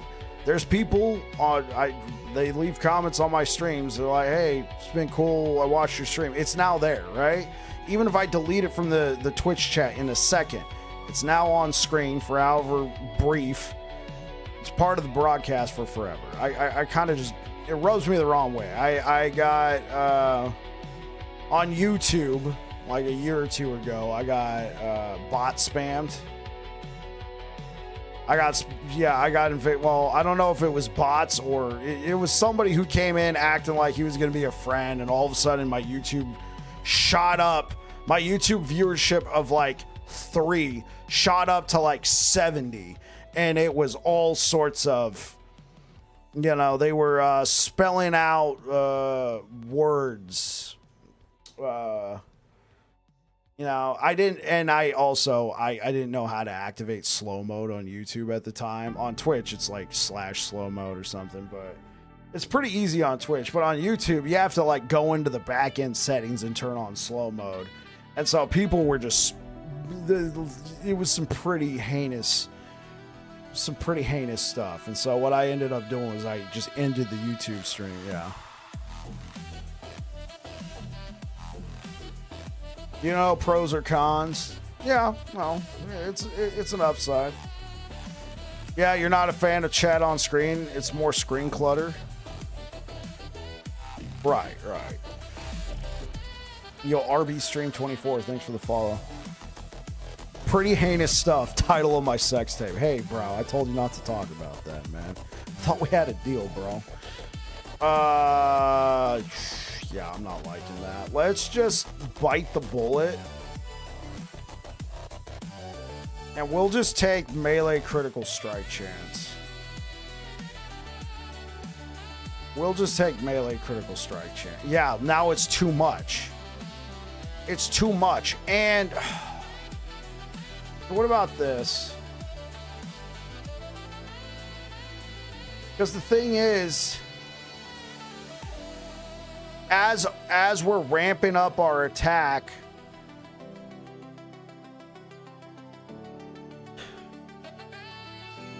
with World Splitter, we'll gain flat critical strike chance per 1 mana cost.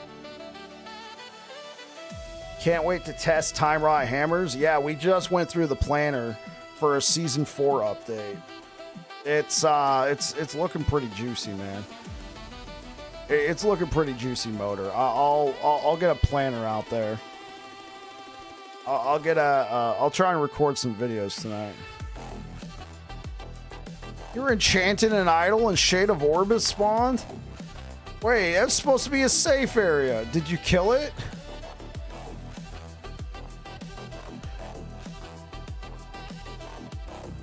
Okay, good.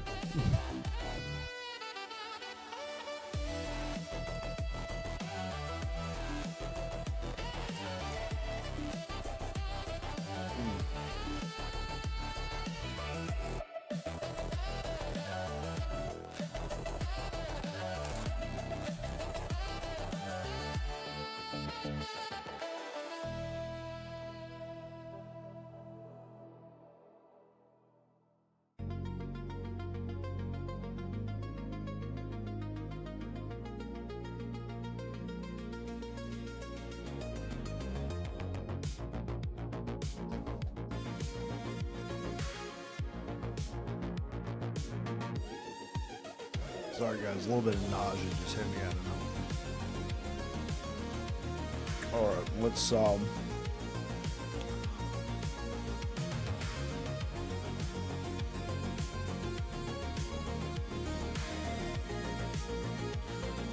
do that. I'm gonna start leveling with hammers, and for endgame I'll try that. I love that they fixed it. The hammers don't disappear anymore. We're colliding with terrain, right? It's gonna be amazing. It's gonna be absolutely amazing.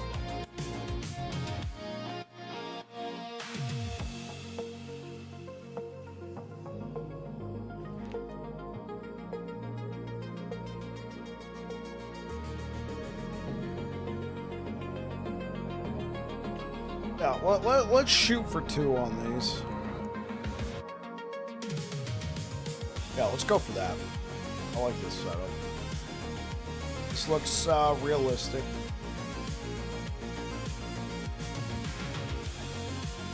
Except for this, Season 3, bane of my existence. Oh, alright. Go ahead and add some of my builds. We're going to be adding Echo Warpath Season 4. Alright, so we've done one Paladin, 2 Void Knight. Let's do another. Let's do a Paladin.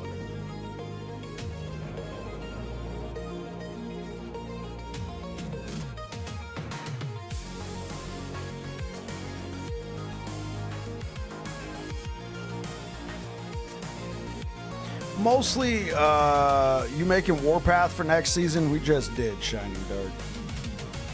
We did. Are you interested in seeing that? We can jump back real quick. Going for this setup. Oh, you know what? I didn't update Warpath's skills.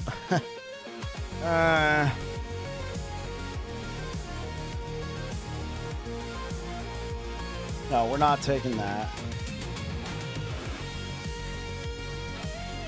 Let's take 3 points there. 3 points might be too much. We might go with 2, but honestly, we have enough mana. Let's do 3 points of Warrior's Fury.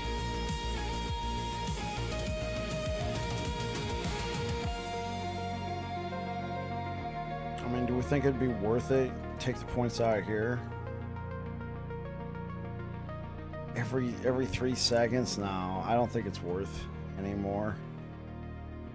Global melee health leech. No, we got Siphon.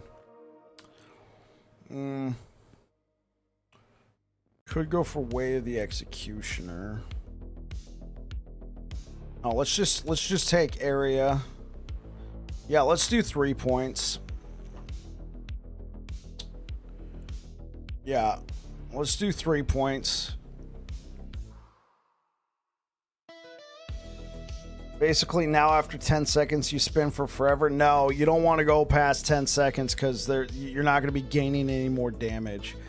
I'm not going to lie. I didn't like the spin for forever anyway. It looks like the mana cost is going to keep going up. Wait, actually, do we know? Will the mana cost stop going up with Warrior's Fury after 10 seconds as well?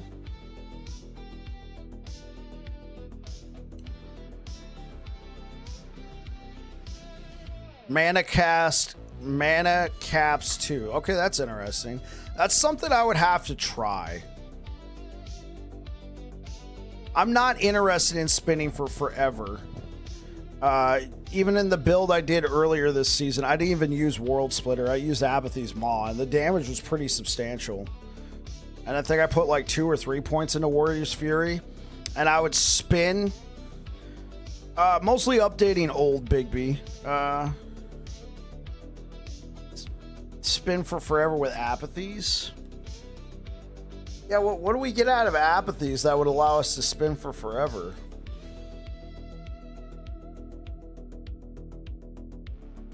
Or are you just saying if the mana caps out, maybe we should just go for Apathies with Butcher's Crown? The main issue I have with Butcher's Crown is since we're also running Titanheart,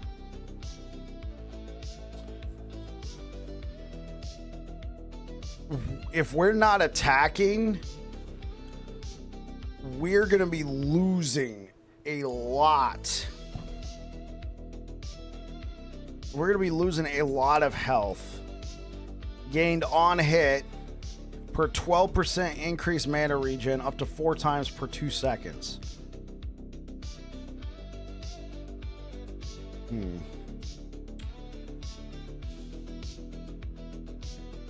You're hell-bent on starting Warlock Fisher? Hey, man, you have fun with Warlock Fisher.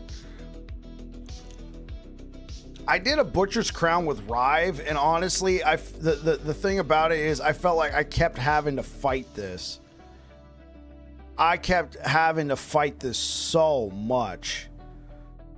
Constantly, like, you could actually drop to 0 health if you weren't attacking.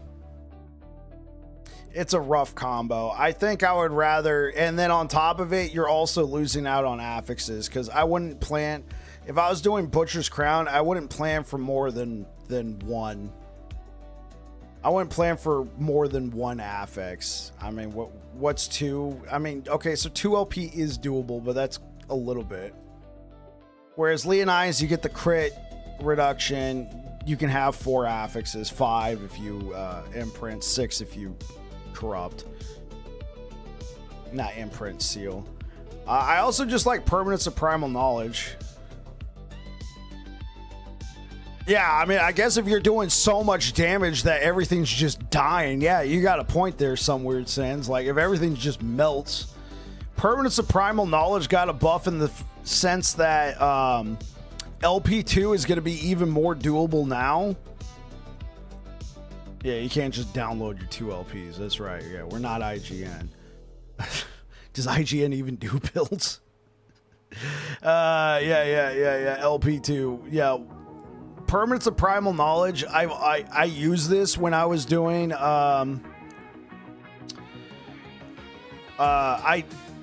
I used this when I was doing Apathies. Does IGN even have an in-game name? I mean, if they do, I don't know it. What's good? Archification. They own a site that does builds. I got you, bro. I got you. I got you, bro. A roundabout way. Yeah. Saphicus, what's good, man? Welcome back. 12 months. Thank you so much. I think Leonize is just hard to beat. It's very hard to beat. Yeah, so Permanence of Primal Knowledge. Awesome thing about this, increase area for area skills, increase attack speed, increase mana regen, armor, and we gain an extra 2 levels to Warpath from the gloves, right? It's just, these are too good. These are just too good in my opinion. I mean, there are better gloves if you start factoring in stuff like Ravenous Void, maybe. Ravenous Void, yeah, I don't know about, maybe Ravenous Void. Definitely, what's the Uber Aberoth ones? Those would be best in slot, but I never factor those in. Yeah, Immortal Vice. Yeah, these are arguably much better than Permanence of Primal Knowledge. But I never count on these, right? I never count on these. If I had Immortal Vice, then I would probably take like a T7 Vitality. Your Forgotten Night set never drops. Shame. Gonna make you imprint it. You're playing offline, right? Go do some set. Go do some set prophecies. Look for shields, swords, and amulets.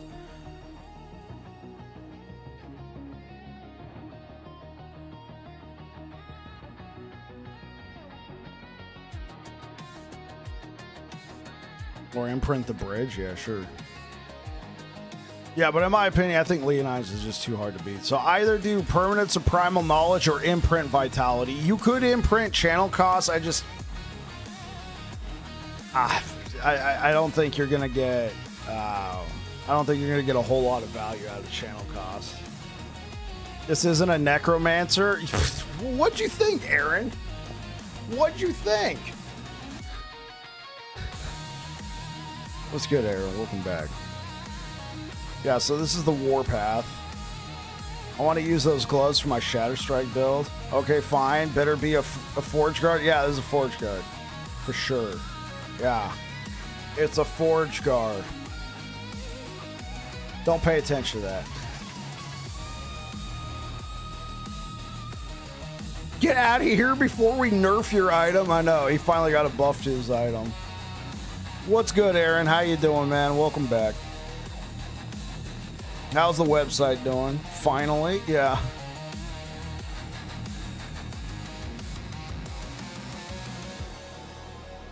Okay, yeah, so this was the Warpath build.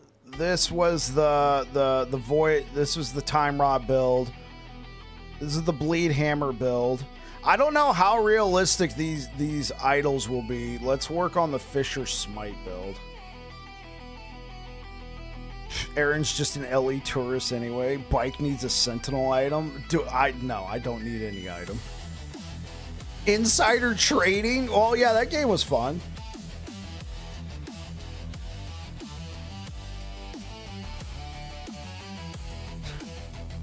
Yeah, Aaron's a first-time player. Yo, what's good, Battle Bunny? I wonder how bad the imprint nerfs will be for gear now. I mean, I think having 2 LP, having double tier 7 gear is going to go down. I will admit that was getting a little goofy. I'm not going to lie. I would get like a double tier 7, tier 6 item from the Nemesis, then I'd imprint it, and then I'd just be finding them all over the place. So give Bike a Chef's Sword. It needs nerfed. Aaron has an entire stash tab of red rings. Yeah, look at this guy. Look at this guy.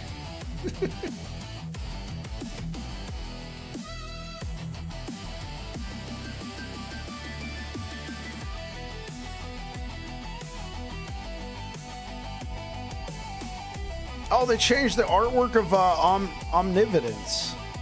That's interesting. Yeah, they changed the artwork. That's interesting.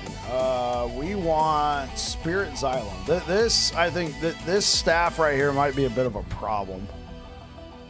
Well, I don't know if it might be a little bit of a problem, man. Like, look at this. This is just dude. This was already really good. For Fisher Smite, this was already really good. And now they went and increased the health and mana. Yeah, Aaron, don't be surprised when I submit my Holy Smiter build for Season 4. It's just a Fisher Smite build with Spirit Xylem. Don't be surprised. Like, I think it's going to be just too good to pass up, man. Fisher Smite, I was already doing 1,000+ corruption. Yeah. I didn't submit a Fisher Smite build because we already had a Holy Smiter build. But, Holy Smiter, at least the way it is right now with all the crit, I'm probably just going Fisher Smite with Spirit Xylem. Like, you can get a 2 LP pretty easy. Anything that uses a 2-minute staff is going to be great. Yeah, so. I don't know. We'll probably do a flip-flop for Season 4. We'll start Bleed Hammers, then go to Void Knight, then come back to Paladin. Give Bike a Chef's Sword for VK. Make it a Butcher's Sword.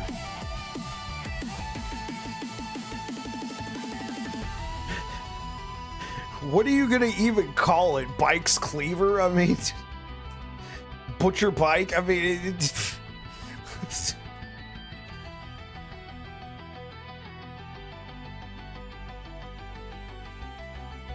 Bike's Smooth Brain. Oh, man. Cough Hater? No. Blade of the Babbling Butcher. Okay, that one has a ring to it.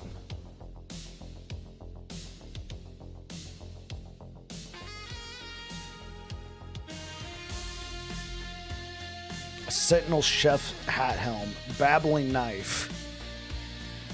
Guys, don't make me laugh right now. I'm feeling a lot better, but I still feel the effects of all the retching yesterday.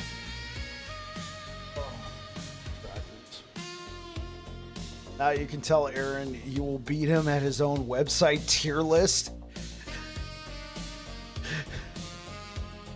I told you not to make me laugh. Yeah, that's right. We gotta try and make it a challenge, right? Yeah, I did say that the other day. I'm like, oh, now that we got a tier list, I gotta be pushing these builds to 2,000 corruption. I've been stopping at 1,000. I don't know if 2,000 corruption is I don't know if that's realistic, but I mean, I guess I gotta start pushing these, right?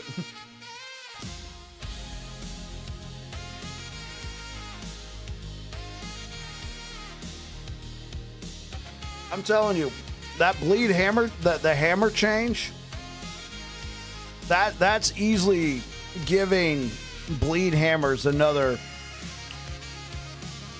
100, 200 corruption. I'm gonna take corruption off the T list now. Okay. It's all good. It's understandable. Dude, I was playing bleed hammers today right before the stream. And I was just nuking so much stuff, and then I'd run into a wall and half my DPS would disappear, and I'm like, bro, all of this is about to go away. I'm telling you, man, all these tombs, all these cemeteries, all these Rift Beast layers, they're all on notice right now, man. They are all on notice. This change is massive. I need people to realize this, man. I'm gonna wring every little bit I can out of bleed hammers, because I'm like at 800 corruption right now that I just threw it on. It was just nuking stuff so fast. It was the freaking walls were the final boss for that build. Bike bleed hammers versus ARPG Lightning Wolf Pack Beastmaster. I haven't actually seen Aaron B build win. Yeah. Okay, yeah. So, bikes, bleed hammers versus ARPG Lightning Wolf Pack Beastmaster. Yeah, we're on.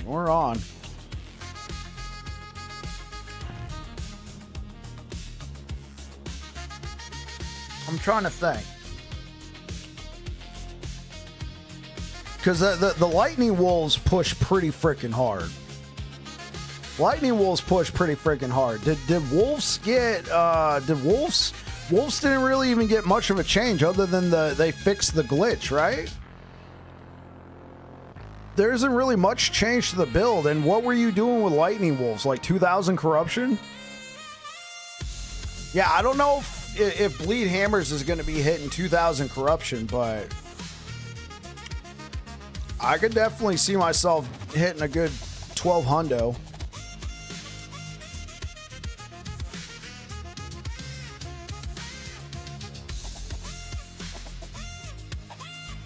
Sprite buff on Axis. Gonna create a new unique for him for Beastmaster because they don't have enough uniques for the mastery. Hopefully they fixed the glitch. They did. They confirmed that they fixed the glitch of the wolf despawning. In case you haven't seen it, in the LE Discord, ask the dev channel. The queen bee is a beast, four-armed humanoid bee monster. It looks so awesome aesthetically. Yeah, look, Demon. They showed it on the dev stream yesterday. I finally got to watch a dev stream. I'm normally at work. For those who don't know, I'm a cook by profession, so I don't really get to watch the dev streams. I'm mostly just catching Aaron's I'm catching Aaron's condensed thing. That's all I got time for when I get home or like the next day. But like yesterday, I realized that was the first time I'd ever seen a full dev stream. Of course, I was throwing up into a bucket right over here, but what are you gonna do? Take the small victories, chat.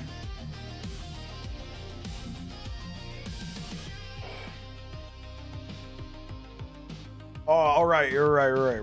We're working on this guy. So I think we're gonna want to stack attunement.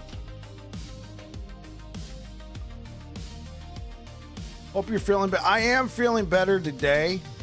I'm just trying not to do too much. I figured the stream would be fine. We went to the store. All right, brother. Back to work. Have a great stream. I appreciate it, Aaron. You take care, man.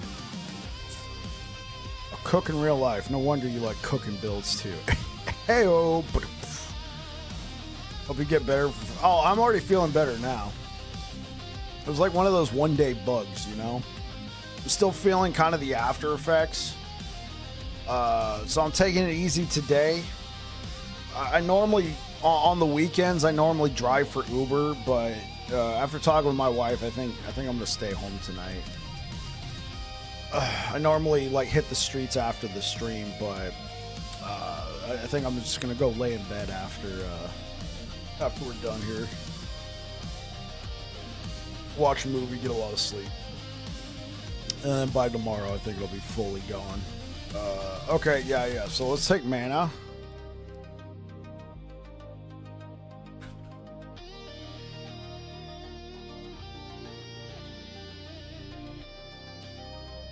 Alright.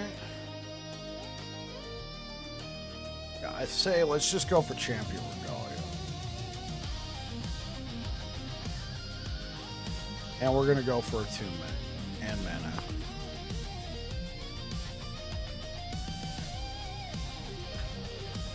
And we'll go for health.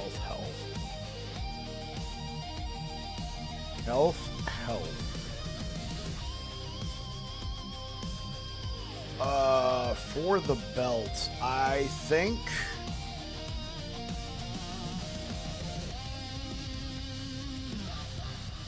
don't think Orion's is going to do anything. Yeah, I don't think Orion's is going to do anything for us here. Because the extra smites will not proc Fissure. So let's just... Yeah, extra. So let's just take a Spider Silk.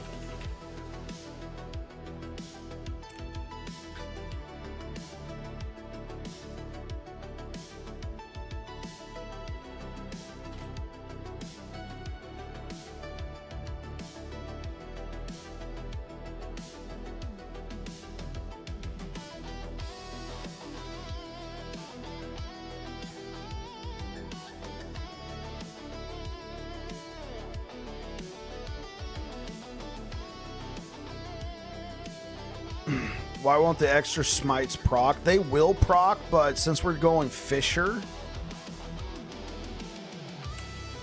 Fissure can only be procced directly. They changed it in Season 2.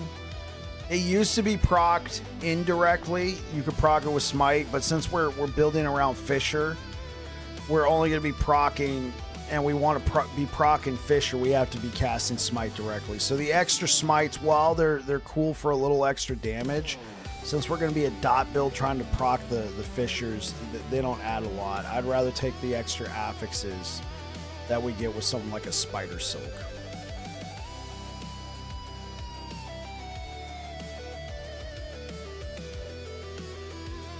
Aaron said it's old chat TOS, by the way. Oh, so the TOS got updated, Necro?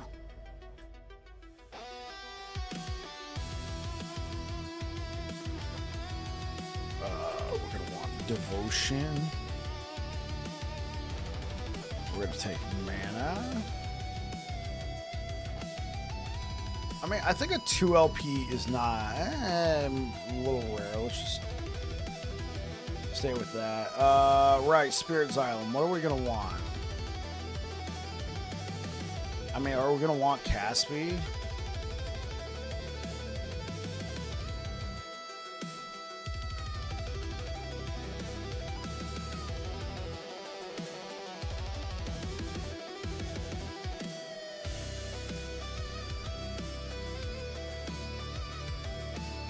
The 63% rule? What's the 63% rule?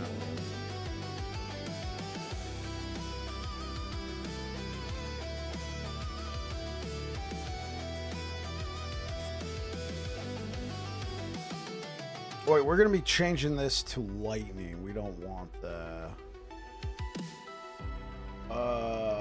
Okay, cool. So let's do that. Let's go elemental cast speed and increase elemental damage over time. So let's change this fire damage to lightning.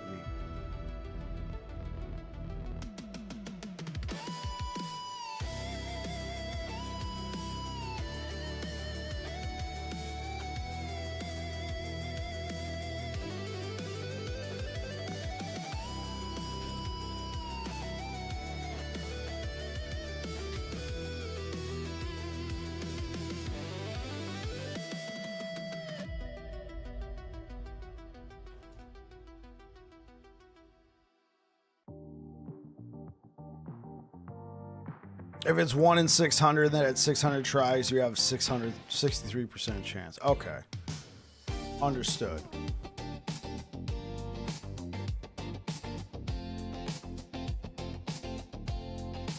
So if I try farming a devotion, I get it to drop 79 times. I have a 63% chance in that 79 times of getting LP2. Understood.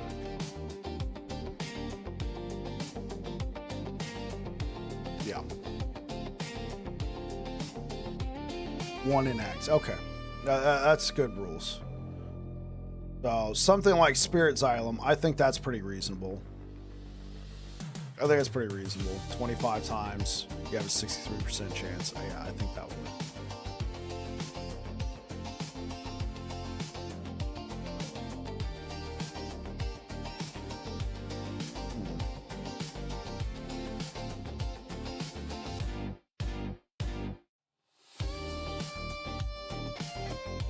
I mean, we could take Foot of the Mountain here.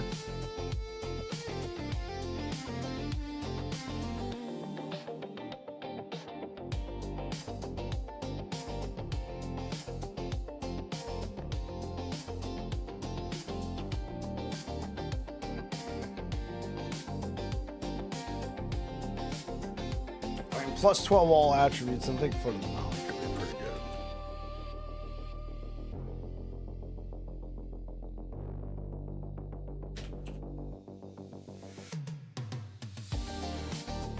Oh, you didn't know Army of Skin got nerfed? Yeah, they got nerfed. Oh, actually, no, we want hybrid health.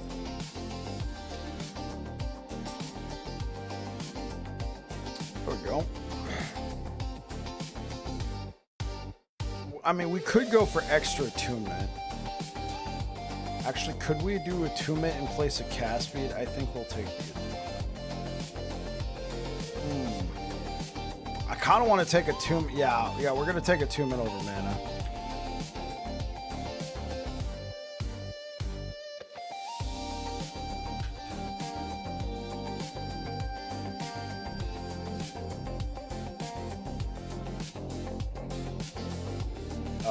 Okay, so when I ran this build, I actually ran double.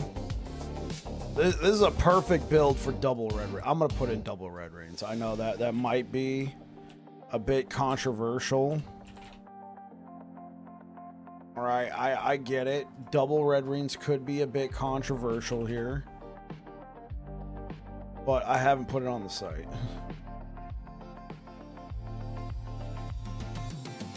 This is a perfect build for it.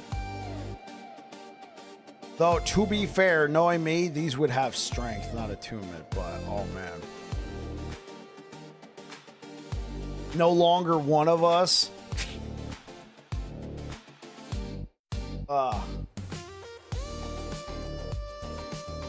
They're just so comfortable, chat. So comfortable. For aspirational, I mean, this is for myself. When I ran this build, I ran double red rains. Okay. Due to oh no. Oh, there it is. God. Okay, due to pushback from the chat. Okay, let's see what we can squeeze out with. Though I will say, chat, this is the perfect build for double red ring, but See what we can squeeze out.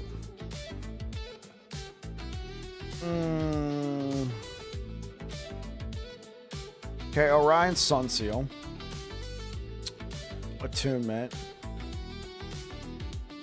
Yeah, let's take attunement and health. Attunement and health, I think, is a good pickup. And then for our next ring,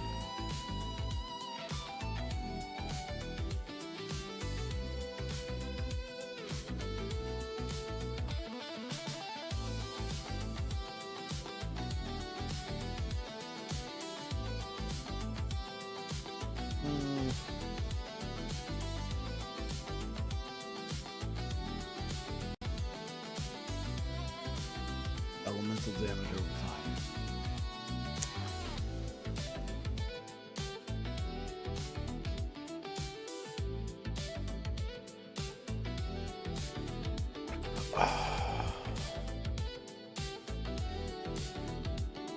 Here, we'll take physical resistance. Okay. We want plus levels to smite. Tome of Elements could give us elemental reach.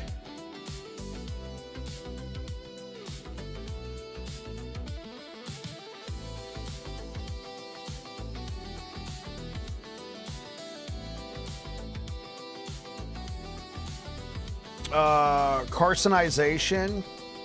So it's easy to find 2 LP. I actually found that the 3 LP on carcinization is like 1 in 80, which is still not too bad, especially if you're playing Circle of Fortune, but I'm trying to think back to all the times I found 3 LP, and there's not too many times. Oh yeah, Twisted Heart. How could I forget? I want Twisted Heart. Let's... I want to slam it. Dude, yeah, we just got to go for that attunement.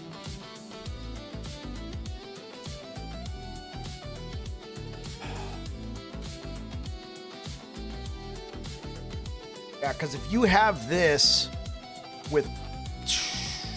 Yeah, with the +4, I think we just go for attunement. Gotta take those 2 LPs to the turtle, sure.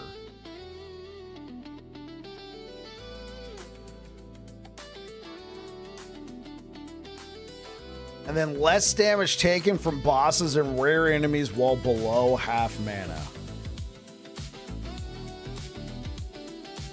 So sad, just came out. Necros get no fun, man.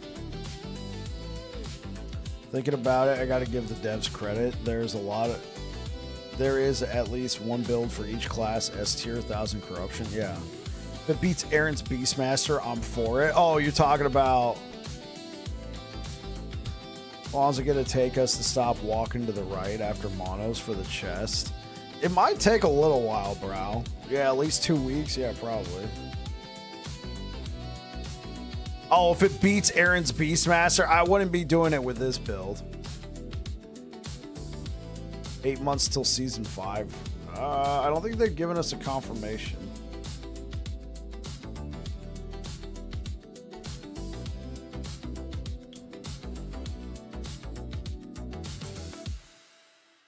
Am I going to be taking healing hands with this? Probably.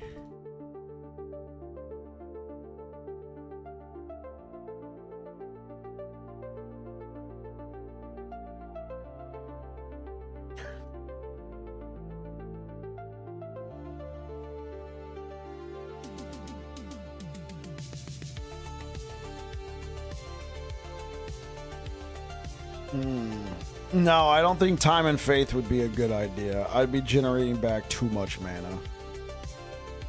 I don't think there's anything I want from here. We will take 10 points into Abyssal Endurance for Abyssal Echoes. Gotta figure out if I want Abyssal Echoes.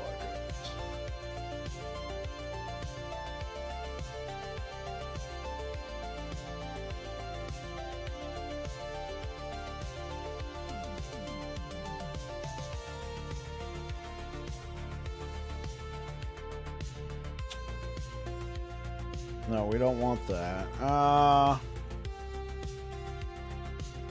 Yeah, we're not going to be doing spell damage with a shield. Take the 25% critical strike multiplier.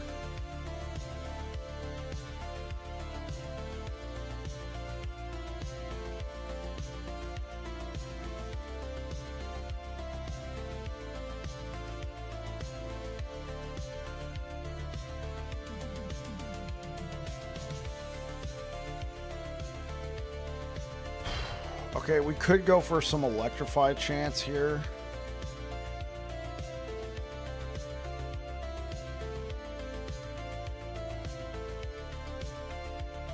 Season 5 will be July.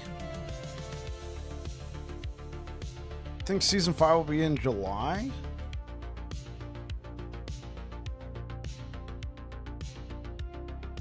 We need a Bikes Rebuke build this season. Kappa, yeah. Gotta head out. Thanks for the stream. Feel better. Appreciate it, Necro. You take care, man. Thanks for being here.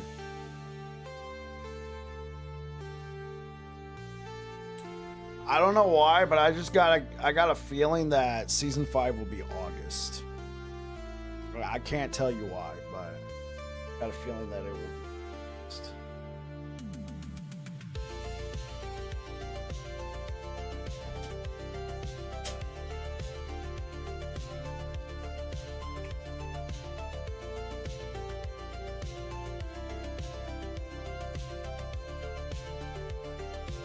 Yeah. Yeah. I don't know where in August. I just got a feeling it's going to be in August.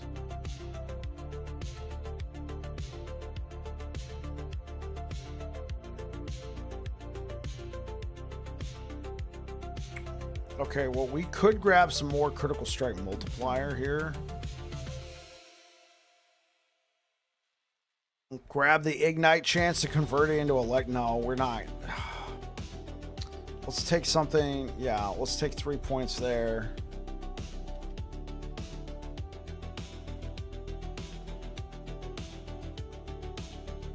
Bam, there we go.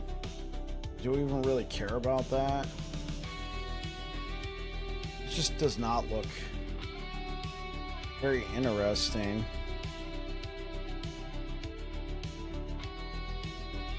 You take a 4-month season? Yeah. So let's take Smite, obviously. Symbols of Hope, Healing Hands, Holy Aura, and then what else? What else? I'm thinking Abyssal Echoes.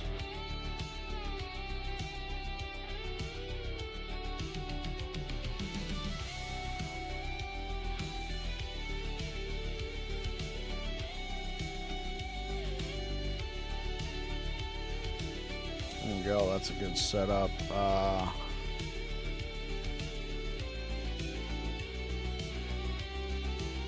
think we'll go for that. No, let's do that.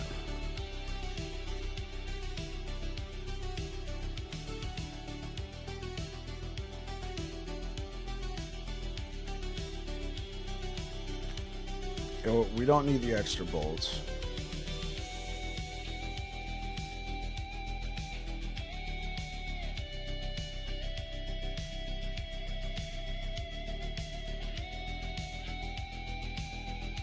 I want that area, but I like the idea of kill threshold.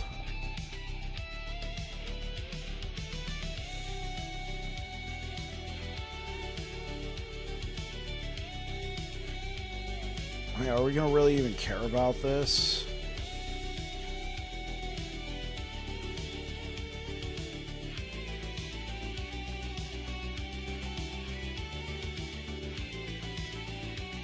We'll take double health regen. Guess an extra. I mean, I guess that looks fine.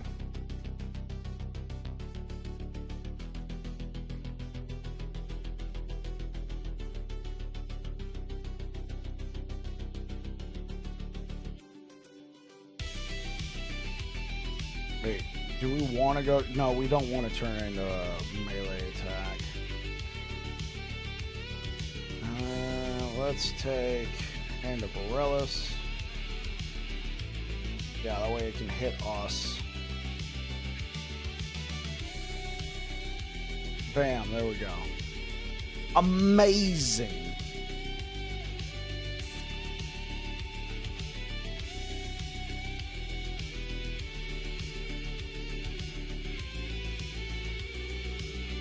Okay, cool.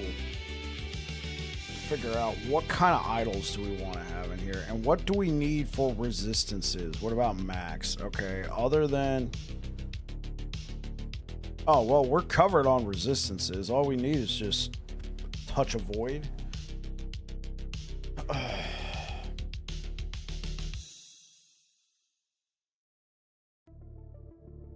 Do I have a leveling guide for Fisher Smite? I do not.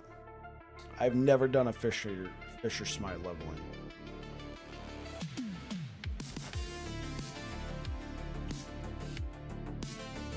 Not saying that it's not good. I'm not saying that it's not good or anything. I just haven't done it.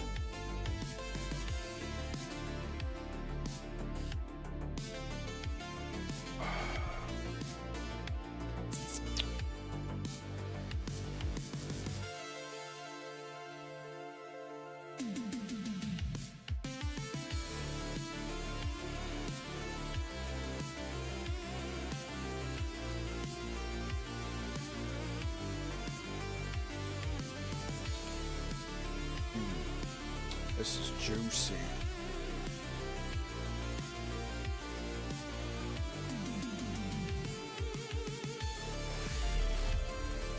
Yo, Black Torn, thank you for the follow.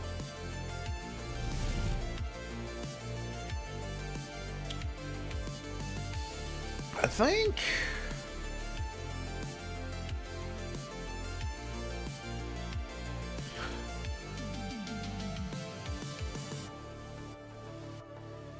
trying to in-game buildcraft my Lightning Blast with the Enigma nerf, and in 7 months and over 35 Enigmas, I kept no bad ones. I think Dreadful League started with Fisher Smite last time. Yeah. Dread League started with Fisher Smite before, and it did very well. Health. Right. Maybe I should just be factoring only one of these.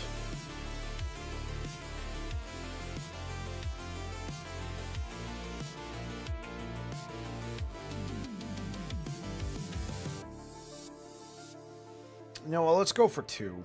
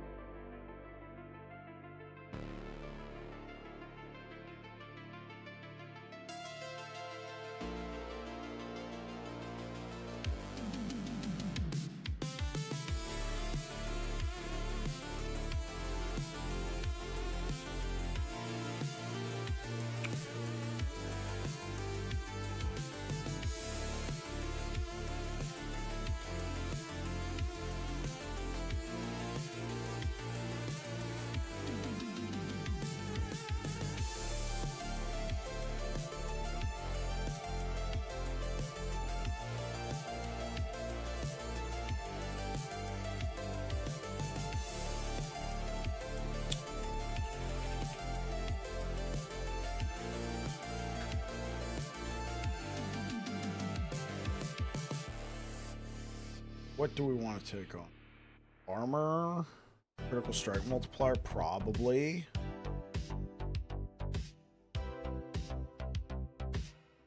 I know I took mana up here. Hey, we got quite a bit of mana.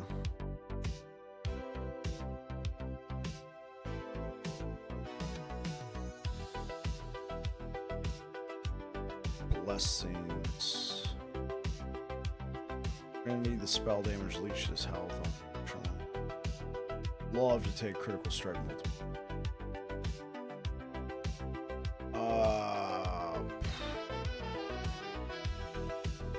Oh yeah, all res takes care of all of it. Holy, even on mid spec. Jeez, man, that is crazy.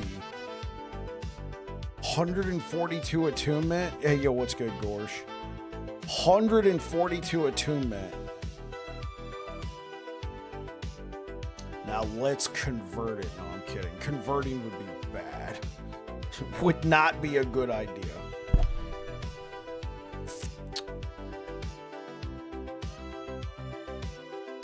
Oh, what's my endurance at? 89 per. Oh, right, because I have that.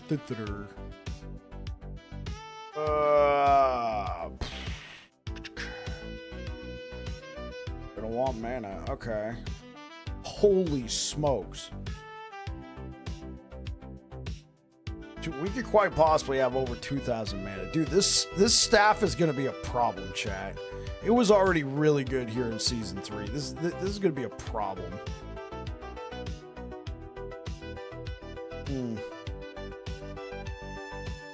Yeah, I think just a single T7 cast speed on here will be just fine. If you can get increased elemental damage over time, baby. You didn't see a lot of bad stuff in the notes? Yeah. I did my best to read the notes. I was sick yesterday. Went into work and I was all nauseous and stuff. And a couple hours in, I'm like... somebody's like, yo, you look like a different kind of white. And I'm like...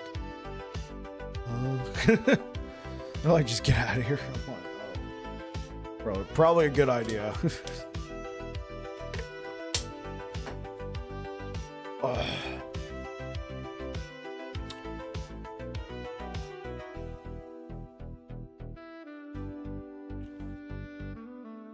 No, this is not the best. This is not the best one. It'd probably be the Prophesied Altar.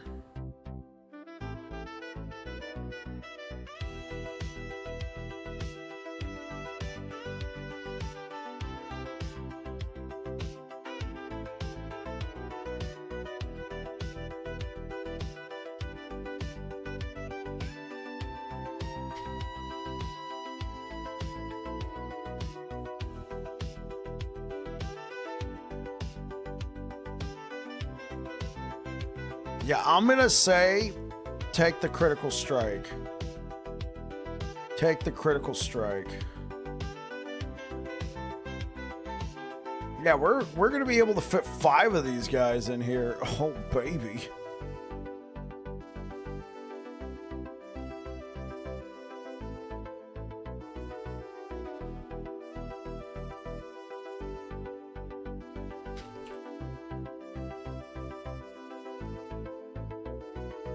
Can it fit 5 guys?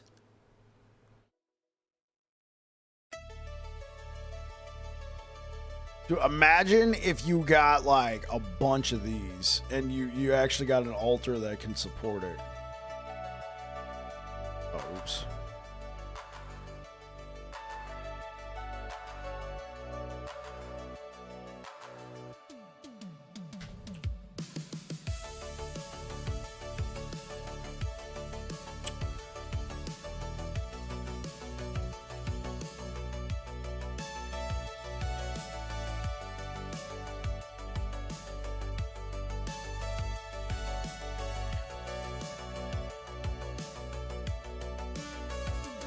Okay, so we're going off the assumption that getting 2+2 to max Omen Idols is not going to be insanely hard. Now, I don't know what it's going to be like to get these idols in particular, but we shall see.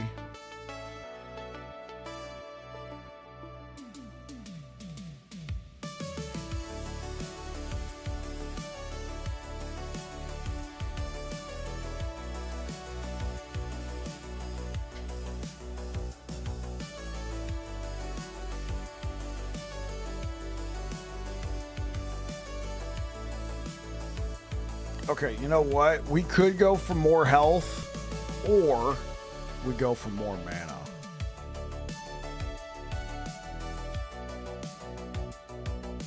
Wait.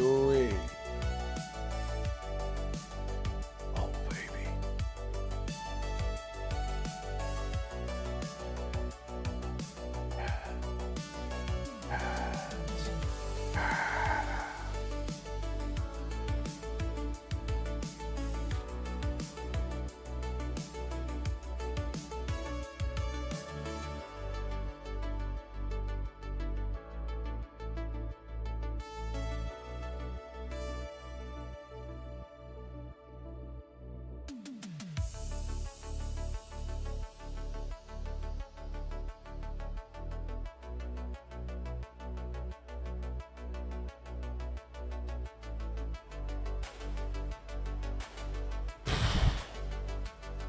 Oh.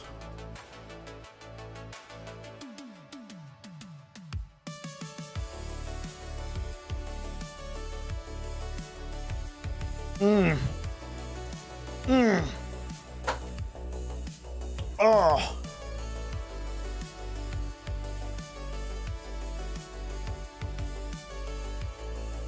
Okay, I don't know how realistic. Oh, wait. Oh, yeah.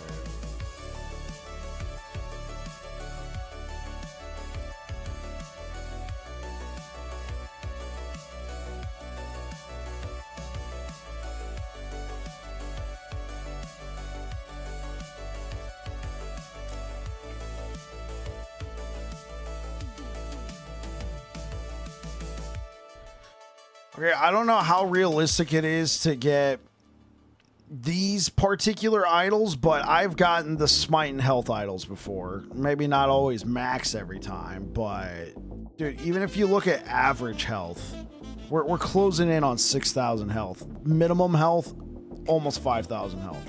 That's minimum. All right? If you do your due diligence and get yourself a Spirit Xylem with max health and mana per attunement scaling, I think average, you should be able to get average. And I don't think the gear is insane. I don't think plus levels to smite would be the answer. The only thing I could see in place of attunement on Twisted Heart would be like critical strike multiplier. But man, yeah, this build could definitely could definitely be a problem, bro. This is oh, it's looking juicy, chat. This is looking juicy. Attunement? No, because we want devotion. No, there would be 0 point. We want devotion for smite. All the attunement stacking would be for nothing then. We're attunement stacking because we get extra mana per attunement, and we want more mana because we gain extra damage with smite per missing mana.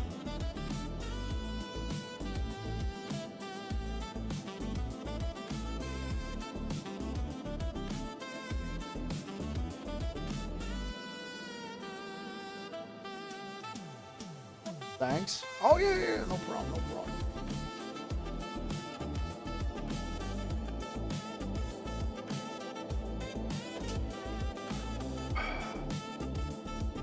Dude, I probably already have a setup similar to this in my stash that I could try. I mean, I don't have these idols, or at least these ones. I have these ones. Yeah. Yeah, very happy with that one. Let's save. Add to my builds. Ford Cook. Yo, Mischievous Michael, thank you for the follow.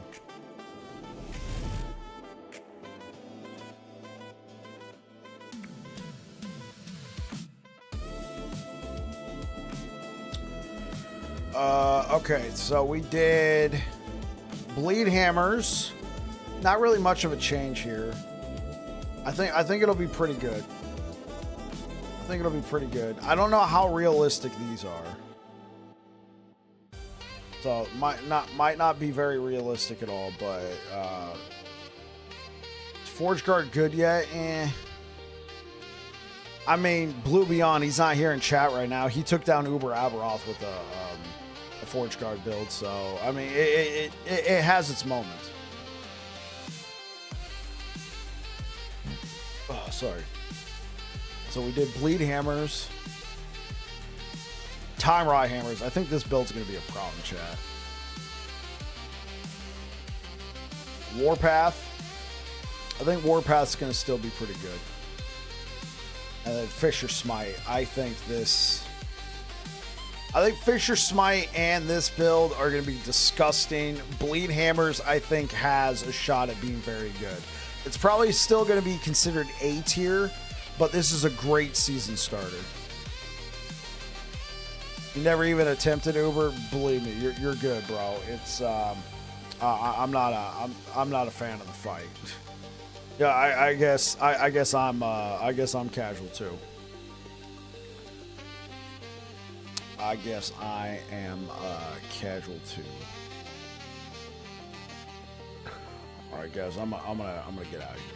All right, thank you so much for being here. If you're over here on Twitch, see if anybody else is doing some theory crafting for you. Yeah, I'm gonna go lay down.